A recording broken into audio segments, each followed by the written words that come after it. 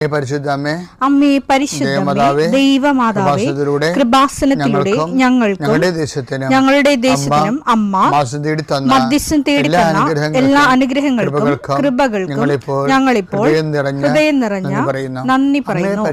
അമ്മേ പരിശുദ്ധമേ, ദൈവമാതാവേ, 2004 ഡിസംബർ 7 ഉച്ചകഴിഞ്ഞ് 2:30 കൃപാസനത്തിൽ സംഭവിച്ച അമ്മയുടെ പ്രത്യക്ഷപ്പെടലിനെ കുറിച്ച് തിരുസഭയ്ക്ക് സമർപ്പിച്ചിരിക്കുന്ന പഠനരേഖകളുടെ മേൽ സഭാത്മകമായ പഠനം ആരംഭിക്കുവാൻ ഞങ്ങൾ പ്രാർത്ഥിക്കുന്നു. അമ്മേ പരിശുദ്ധമേ, ഭൂസ്വർലോകങ്ങളുടെ രാജ്ഞിയായ അങ്ങേയ്ക്ക് ഭൗമസംരക്ഷണത്തിനായി പ്രപഞ്ചപ്രകൃതിയെ തന്നെ തിരുസഭ പ്രതിഷ്ഠിക്കുവാൻ ഈ പ്രത്യക്ഷീകരണം വഴി ഇടയാക്കണമേ. പരിശുദ്ധമേ, ജപമാല മാതാവേ, സകല കൃപാസനം പ്രാർത്ഥനയോടും ചേർത്ത് ഞങ്ങളിപ്പോൾ പ്രാർത്ഥിക്കുന്ന ഈ കുടുംബത്തിന്റെ പ്രത്യേക നിയോഗം പറ മക്കളെ.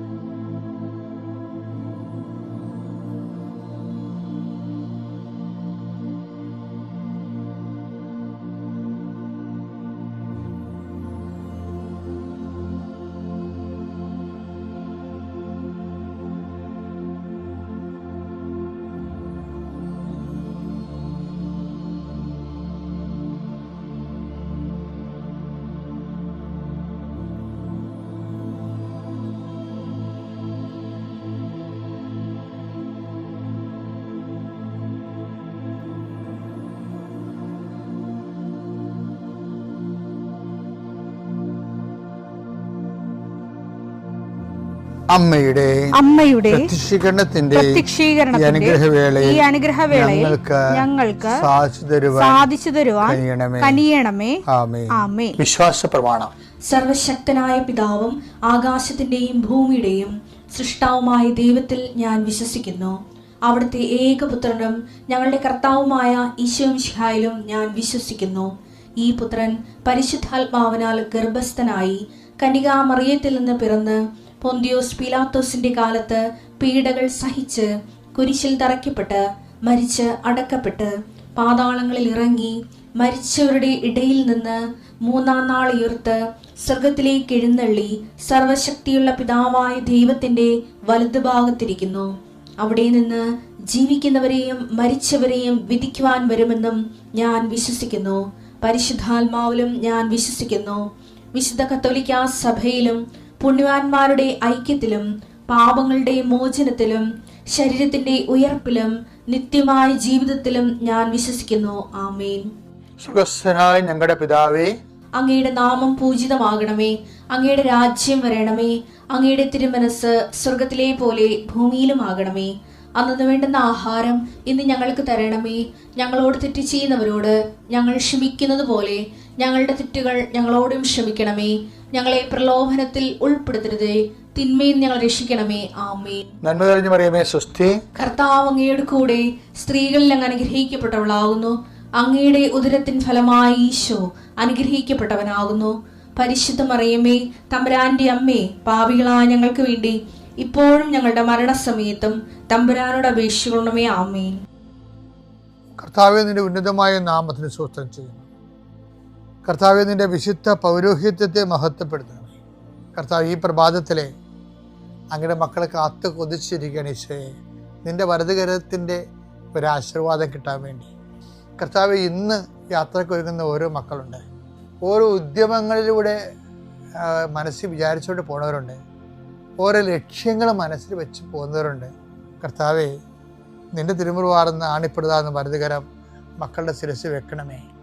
അവർ പോകുന്നിടത്തേക്കല്ല, നീ പോകുന്നിടത്തേക്കെല്ലാം ഞാൻ നിൻ്റെ കൂടെ വരുമെന്ന് കർത്താവ് അങ്ങ് പറഞ്ഞിട്ടുണ്ടല്ലോ ഈശോയെ.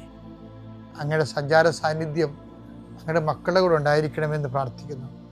കർത്താവേ, ഉദ്യോഗത്തിൻ്റെ കാര്യത്തിന് വേണ്ടി പോകുന്നവരുണ്ട്, പഠന കാര്യങ്ങൾക്ക് വേണ്ടി പോകുന്നവരുണ്ട്, ജീവിത വ്യാപാരങ്ങൾക്ക് സാമ്പത്തിക കാര്യങ്ങൾക്ക് വേണ്ടി പോകുന്നവരുണ്ട്, ജോലി സംബന്ധമായ കാര്യങ്ങൾക്ക് വേണ്ടി പോകുന്നത് അവരുടെ എല്ലാം കർത്താവിൻ്റെ തിരുസന്നിധിയിൽ സമർപ്പിക്കുന്നു. ടെസ്റ്റ്, ഇൻ്റർവ്യൂ, പരീക്ഷ, ഏജൻസി, ക്രയവിക്രയങ്ങൾ, ജീവിതമാർഗങ്ങൾ, വിദൂര യാത്രകൾ, അങ്ങനെ ബന്ധുത്വം മുറക്ക് പോകുന്ന വിവാഹ യാത്രകൾ, ഈശോയെ എവിടെയെല്ലാമൊക്കെ പോകുന്നു അവിടെയെല്ലാം അങ്ങയുടെ മക്കളുടെ കൂടെ നീ ഉണ്ടാകണമേ എന്ന് പ്രാർത്ഥിക്കുന്നു. ഇന്നത്തെ മുഴുവൻ യാത്രകളിൽ കർത്താവ് നിൻ്റെ കൂടെ ഉണ്ടാവുകയും മാതാവ് നിൻ്റെ വലതുകരം ഗ്രഹിക്കുകയും സഞ്ചാരി മാതാവ് രാത്രി നീ തിരികെ വരുമ്പോൾ നിന്നെ ആരോഗ്യത്തോടെയും സമാധാനത്തോടെയും സുരക്ഷിതമായി ദൈവം നിന്നെ തിരികെ എത്തിക്കുകയും ചെയ്യട്ടെ. നിത്യം പിതാവും പുത്രനും പരിശുദ്ധാത്മാവും സുരക്ഷിതം നീക്കുവാണ്.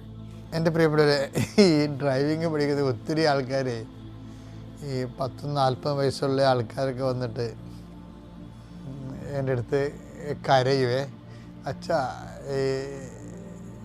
ദുബായിലെ ലൈസൻസ് ഡ്രൈവിംഗ് ലൈസൻസിനാണ് ഇപ്പോൾ 8 പ്രാവശ്യം എടുത്തച്ച, എന്നിട്ട് തോറ്റുപോയി. കാര്യം അവർ നമ്മൾ പറയുമ്പോൾ ഞാനതൊക്കെ ഭയങ്കര സീരിയസ് ആയിട്ട് എടുക്കുന്ന ആളാണ്. കാര്യം എനിക്ക് അങ്ങനെ ഒരാൾ പറയുമ്പോൾ എൻ്റെ മനസ്സിൽ നിന്നറിയാം, അയാളുടെ ഭാര്യ, അവരുടെ കടങ്ങൾ, അവരുടെ പെൺകുഞ്ഞുങ്ങൾ, അവരുടെ പഠിത്തം, ഇങ്ങനെ കുറേ കാര്യം ഞാൻ ചിന്തിക്കും. കാര്യം ചിലപ്പോൾ ആ ഒറ്റ ഡ്രൈവിങ് ആ വളയം കൊണ്ടായിരിക്കണം തിരിച്ചാണ് ഈ കുടുംബത്തെ മുഴുവൻ കൊണ്ടുപോകേണ്ടത്. ഇപ്പം ഞാനാണെങ്കിൽ അത് കൊണ്ടുപോയി കർത്താവിൻ്റെ അടുത്ത് പട്ടാങ്ങി പറയും, കർത്താവേ ഈ മനുഷ്യന് ശ്രദ്ധയില്ലാത്തതാണ്, അതൊന്നും ഈ കാര്യമാക്കണ്ട. ഉടമ്പടി നോട്ട് ബൈ മെറിറ്റ് വർക്ക് ചെയ്യേണ്ടതാണ്, ബട്ട് ബൈ ഗ്രേസ്. ഈ not by merit but by grace എന്നുവെച്ചാൽ നിൻ്റെ കഴിവല്ല, എൻ്റെ കൃപയെന്ന് ദൈവം അത് ഉണ്ടാക്കിയത് തന്നെ എന്തിനാണെന്നറിയാവോ? നമ്മളുടെ പരാധീനതകളെ പരിഹരിക്കാൻ വേണ്ടിയാണ്. അപ്പം നമുക്കതിൽ വിശ്വാസം. അതുകൊണ്ട് ഉടമ്പടിയിൽ ഒത്തിരി പേര് ഉടമ്പടിയുടെ കാമ്പറിയാവുന്നവരൊക്കെ രക്ഷപ്പെടുന്നുണ്ട്. കാമ്പും കാതും അറിയാൻ പോലാത്തവർ ഇപ്പോഴും ഇരുട്ടി തപ്പറുണ്ട്. കാമ്പറിയാവുന്നവരെല്ലാവരും രക്ഷപ്പെടും. കാര്യം അത് അവർ കറക്റ്റ് ഫോർമുലയാണല്ലോ. അതിനപ്പം ഇനി ആർക്കത് ഉണ്ടാക്കാൻ പറ്റുന്നത്? അതിനൊക്കെ വലിയ ഫോർമുല ദൈവമായിട്ട് റിലേഷനിൽ വരാൻ വേണ്ടി. അപ്പം അത് ദൈവം നമുക്ക് വെളിപ്പെടുത്തി അമ്മയുടെ പ്രത്യക്ഷീകരണമായിട്ട് ബന്ധപ്പെടുത്തി അമ്മയുടെ പ്രത്യക്ഷീകരണം സ്ഥിരീകരിക്കാൻ പറ്റിയ അടയാളം കിട്ടാൻ വേണ്ടി ദൈവം നമുക്ക് തന്നിട്ടുള്ള സംഭവമാണ് ഉടമ്പടി എന്ന് പറയുന്നത്. അപ്പം നമുക്കൊരൊറ്റ കൈ വന്നാൽ നിങ്ങൾ ഈ കാര്യം കാണാൻ വേണ്ടി തൽക്കാലത്തേക്കുള്ള റിലേഷൻ വരുമ്പോൾ ടെമ്പർ റിലേഷൻസ്, എൻ്റെ മക്കളെ എനിക്ക് തോന്നണത് ഈ ടെമ്പർ റിലേഷൻസ് നമുക്ക് എല്ലാവരുമായിട്ട് സാക്ഷ്യം, പ്രത്യേകിച്ച് ഈ മലയാളികളെന്ന് പറയുമ്പോൾ നിങ്ങൾക്കറിയാമല്ലോ വലിയ റിലേഷൻസ് ഒന്നും ഉള്ള ആൾക്കാരല്ല. പ്രത്യേകിച്ച് പുതിയ തലമുറ യൂസ് ആൻഡ് ത്രോ അല്ലേ. അപ്പോഴത്തെ ഒരു ആവശ്യത്തിന് അവരുമായിട്ട് കമ്മ്യൂണിക്കബിളായി അത് കഴിയുമ്പോൾ അവിടുന്ന് പോകുന്നു.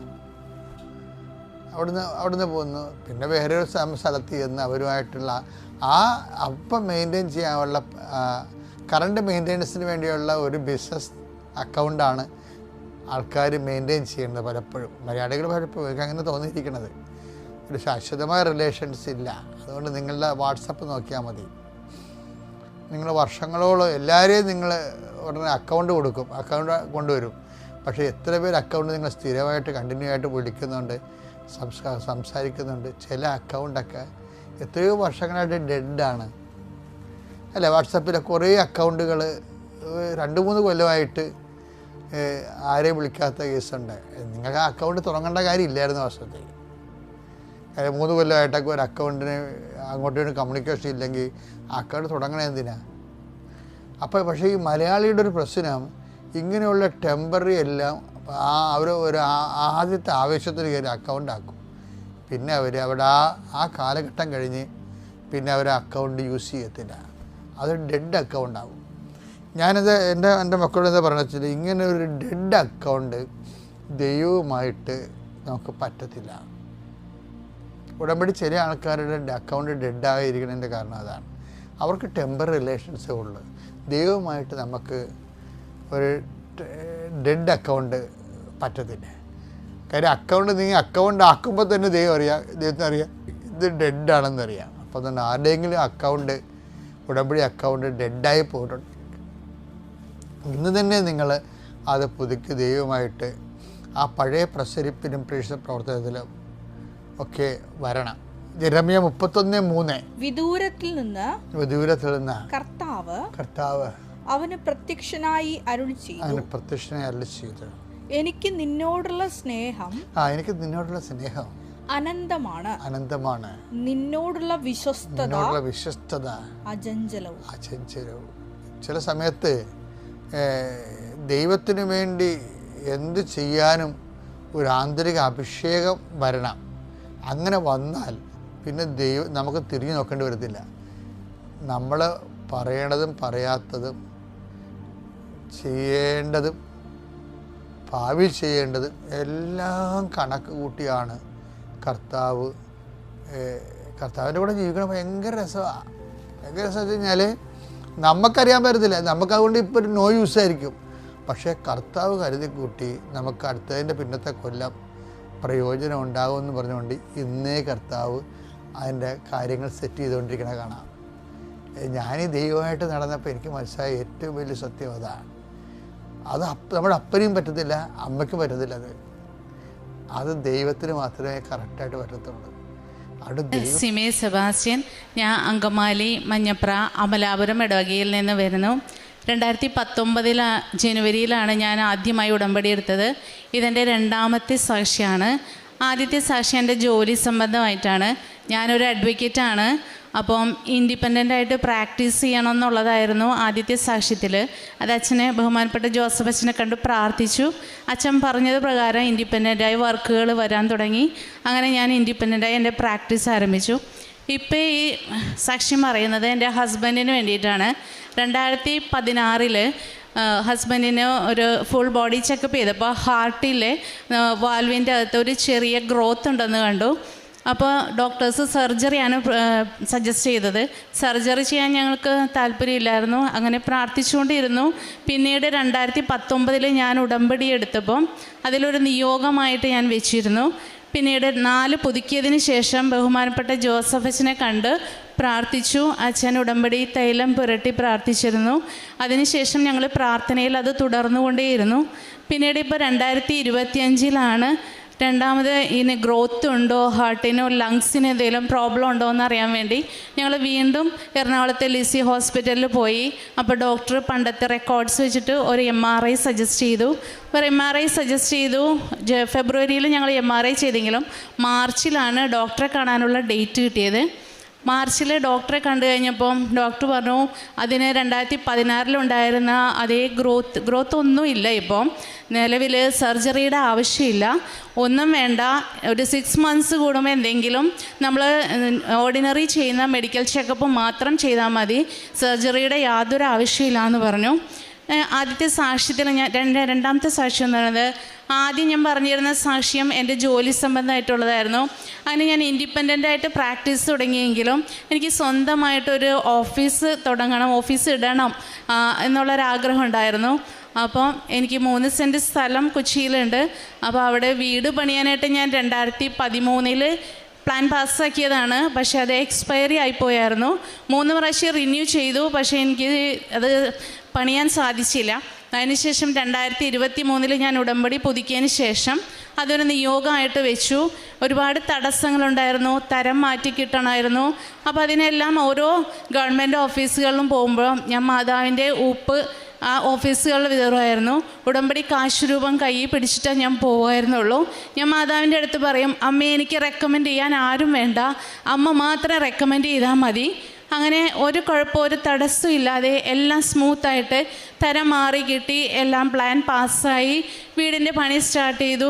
അതിനൊരു തടസ്സവും ഉണ്ടായില്ല. എൻ്റെ ജോലി അതിനോടൊപ്പം കണ്ടിന്യൂ ചെയ്യാൻ പറ്റി. അപ്പോൾ ഞാൻ അങ്കമാലിയിലാണ് താമസിക്കുന്നത്, കൊച്ചിയിലാണ് പ്രോപ്പർട്ടി. അപ്പോൾ അതിൻ്റെ വർക്ക് നോക്കാൻ പറ്റി. എൻ്റെ ജോലി, എൻ്റെ കുടുംബം എല്ലാം ഒരു സ്മൂത്തായിട്ട് തന്നെ നടന്നുപോയിരുന്നു. അങ്ങനെ വന്ന് ഞാൻ ഇപ്പോൾ 2026 ജനുവരിയിൽ അതിൻ്റെ വെഞ്ചിരിപ്പം കഴിഞ്ഞു. ഇപ്പോൾ ഓഫീസും വീടും കൂടി ഒരുമിച്ച് കൊച്ചി കോടതിയുടെ അടുത്തായിട്ട് തന്നെ എനിക്ക് തുടങ്ങാനായിട്ട് സാധിച്ചു. പിന്നെ ഒരു സാക്ഷ്യം എന്ന് പറഞ്ഞത്, എനിക്ക് 2025 ഹൈ BP ആയിരുന്നു.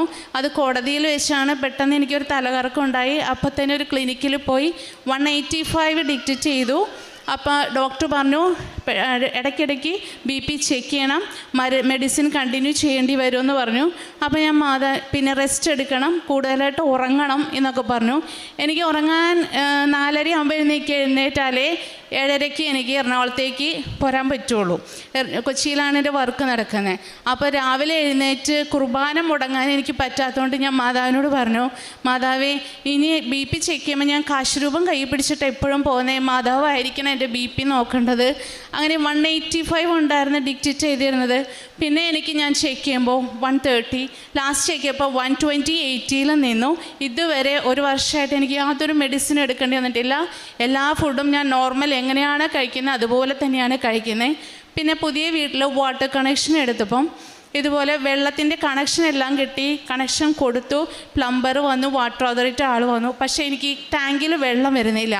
ഇങ്ങനെ 2 ആഴ്ച വന്നിട്ടും വെള്ളം വരുന്നില്ല. എല്ലാവരും വന്ന് നോക്കി, എന്താണെന്ന് അറിയുന്നില്ല. ഞാൻ മാതാവിനോട് വേഗം പ്രാർത്ഥിച്ചു, മാതാവ് ഇത് എന്താ വരാത്തേ, മാതാവിൻ്റെ കാരണം എന്താണെന്ന് കാണിച്ചു കൊടുത്താലേ അവർക്കും ചെയ്യാൻ പറ്റുള്ളൂ. അങ്ങനെ പിന്നെ ഞാൻ വേഗം ഉപ്പ് എടുത്തുകൊണ്ട് വന്നു, പ്രാർത്ഥിച്ചു, വിശ്വാസ പ്രമാണം ചൊല്ലി പ്രാർത്ഥിച്ചു. അത് ഉടമ്പടി ഉപ്പാണ് ഉപയോഗിച്ച് തൈലം പ്രാർത്ഥിച്ചു, ഉടമ്പടി ഉപ്പ് വിതറിയാൻ പ്രാർത്ഥിച്ചു. പിറ്റേ ദിവസം ആൾ വന്നു നോക്കിയിട്ട് പറഞ്ഞു, അതിൻ്റെ അകത്ത് വേറൊരു കണക്ഷനും കൂടെ ഉണ്ടോ എന്ന് നോക്കണം എന്ന് പറഞ്ഞു. പിന്നെയും ടാങ്കിൻ്റെ അല്ല, പബ്ലിക് റോഡാണ്, അത് 2 വാത് കുഴിച്ചു, കണക്ഷൻ കൊടുത്തപ്പോൾ ധാരാളം വെള്ളം, ഇഷ്ടം പോലെ വെള്ളം എൻ്റെ ടാങ്കിൽ നിറഞ്ഞു. ഇപ്പോൾ യാതൊരു ക്ഷാമമില്ലാതെ നിറച്ച് വെള്ളമായിട്ട് ഇരിക്കുകയാണ്. അമ്മയ്ക്കും മാതാവിന് ഈശോയ്ക്ക് 1000 നന്ദി പറയുന്നു. പിന്നെ എൻ്റെ പ്രേക്ഷിത പ്രവർത്തനം എന്ന് പറഞ്ഞാൽ ഞാൻ എല്ലാ മാസവും 5 കെട്ട് പത്രം ഇവിടെ നിന്ന് വാങ്ങിക്കൊണ്ട് പോകും. ഞാനും എൻ്റെ ഹസ്ബൻഡും ചേർന്ന് ഷോപ്പുകളിലും ഹോസ്പിറ്റലിലുമാണ് മെയിനായിട്ട് പത്രം വിതരണം ചെയ്യുക.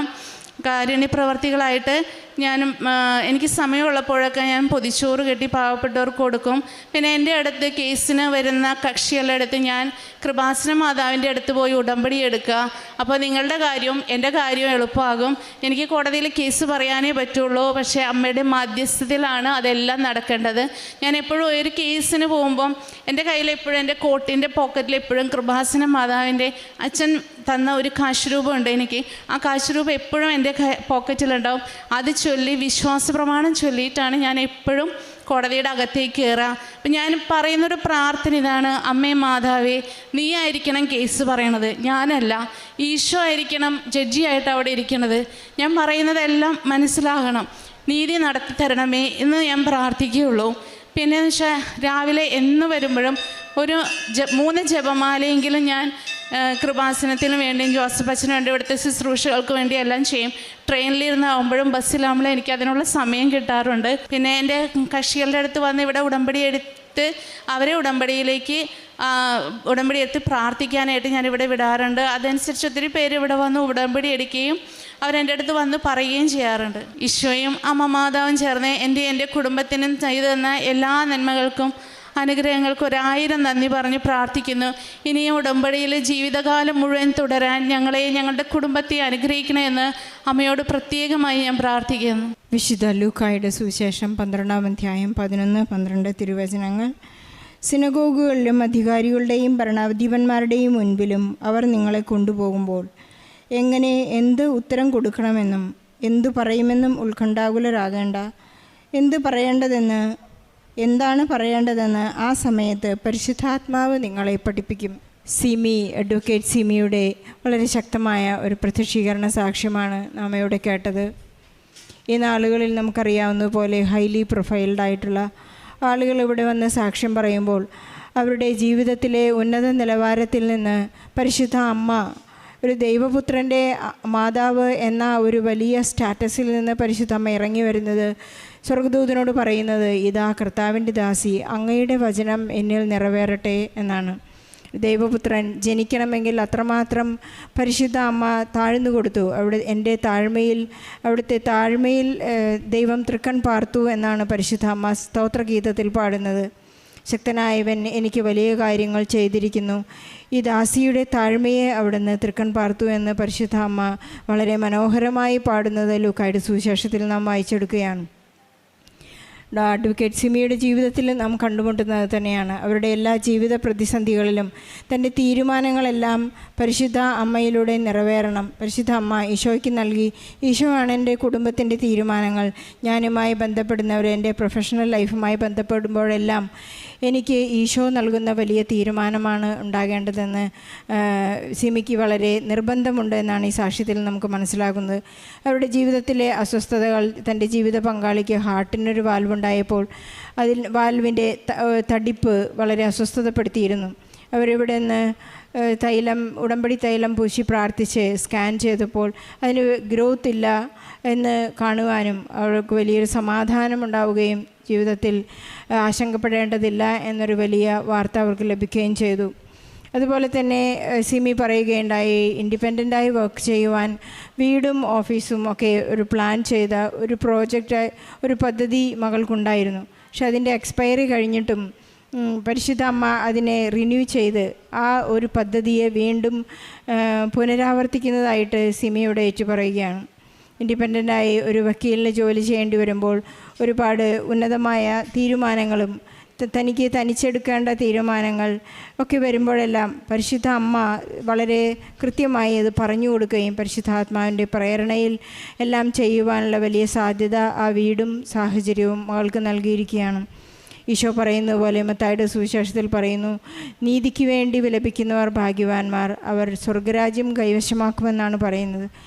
എല്ലാ നിയമപാലകരും സ്വർഗരാജ്യം പ്രാപിക്കുന്നതുവരെ സന്തോഷത്തോടു കൂടി അവിടുത്തെ രാജ്യം വരണമേ എന്ന് പ്രാർത്ഥിക്കുകയാണെങ്കിൽ നമ്മുടെ സ്വർഗസ്ഥനായ പിതാവേ എന്ന് ഈശോ പഠിപ്പിച്ച പ്രാർത്ഥന വളരെ അർത്ഥവത്തായി നമ്മുടെ ജീവിതത്തിൽ അനുവർത്തിക്കുവാൻ നമുക്ക് സാധിക്കും. ഇവരുടെ ജീവിതത്തിലുണ്ടായ വലിയൊരു ഒരു ആശങ്കയായിരുന്നു ഇവരുടെ വാട്ടർ കണക്ഷൻ എടുത്തിട്ടും വെള്ളം വരാത്തൊരവസ്ഥയിൽ ഉടമ്പടി, നേർച്ച വസ്തുവായ ഉടമ്പടി ഉപ്പിട്ട് പ്രാർത്ഥിച്ചപ്പോൾ വളരെ പെട്ടെന്ന് എല്ലാ പ്രശ്നങ്ങൾക്കും പരിഹാരമുണ്ടായി എന്ന് സാക്ഷ്യപ്പെടുത്തുന്നു. അങ്ങനെ 4 വലിയ സാക്ഷ്യങ്ങളാണ് ഇവരിവിടെ ഏറ്റുപറയുന്നത്. ഇവരുടെ ഏതൊരു പ്രതിസന്ധിയിലും പരിശുദ്ധ അമ്മ അവർക്ക് വേണ്ടി മാധ്യസ്ഥം വഹിച്ചുകൊണ്ട് ഈശോ അവരെ അനുഗ്രഹിക്കുകയും അവർക്ക് കൃപകൾ കൊണ്ട് നിറയ്ക്കുകയും ചെയ്തതിൻ്റെ സാക്ഷ്യമാണ്.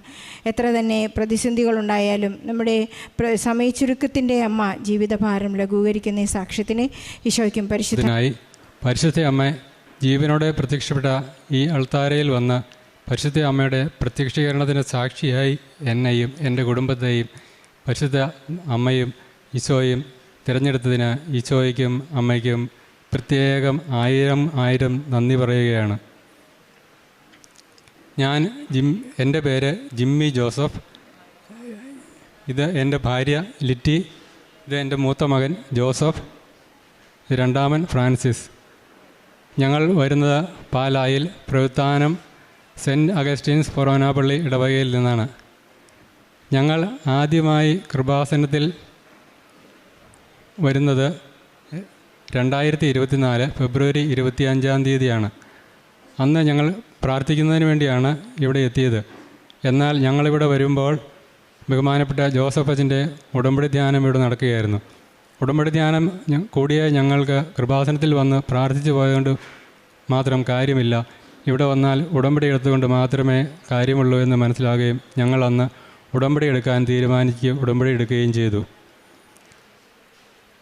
അന്ന് ഞങ്ങൾ ഇവിടുന്ന് പോകുമ്പോൾ 6 മണി കഴിഞ്ഞിരുന്നു. പല ബസ്സുകൾ കയറി ഞങ്ങൾ കോട്ടയം ബസ് സ്റ്റാൻഡിൽ ചെല്ലുമ്പോൾ രാത്രി 10 മണിയായിരുന്നു. ഏതെങ്കിലും ഒരു ബസ് കിട്ടുമായിരിക്കും എന്ന് വിചാരിച്ച് ഞങ്ങളവിടെ ബസ്സിന് വേണ്ടി നോക്കുമ്പോൾ ഞങ്ങളുടെ നാട്ടിൽ കൂടെ തന്നെ പോകുന്ന ബസ് അവിടെ 5 മണിക്ക് പോകേണ്ട ബസ്സാണ്. ആ ബസ് ഞങ്ങൾക്ക് വേണ്ടി 10 മണി സമയത്ത് രാത്രി കോട്ടയം ബസ് സ്റ്റാൻഡിൽ കാത്തു കിടക്കുന്ന പോലെ ഞങ്ങൾക്ക് തോന്നി. അത് പരിശുദ്ധ അമ്മയുടെ ഒരു പ്രത്യേക ഇടപെടലാണെന്നും ഞങ്ങളുടെ കാര്യം അമ്മ ഏറ്റെടുത്തിട്ടുണ്ട് എന്ന് ഞങ്ങളെ ബോധ്യപ്പെടുത്തുന്നതായിരുന്നു. രണ്ടാമത്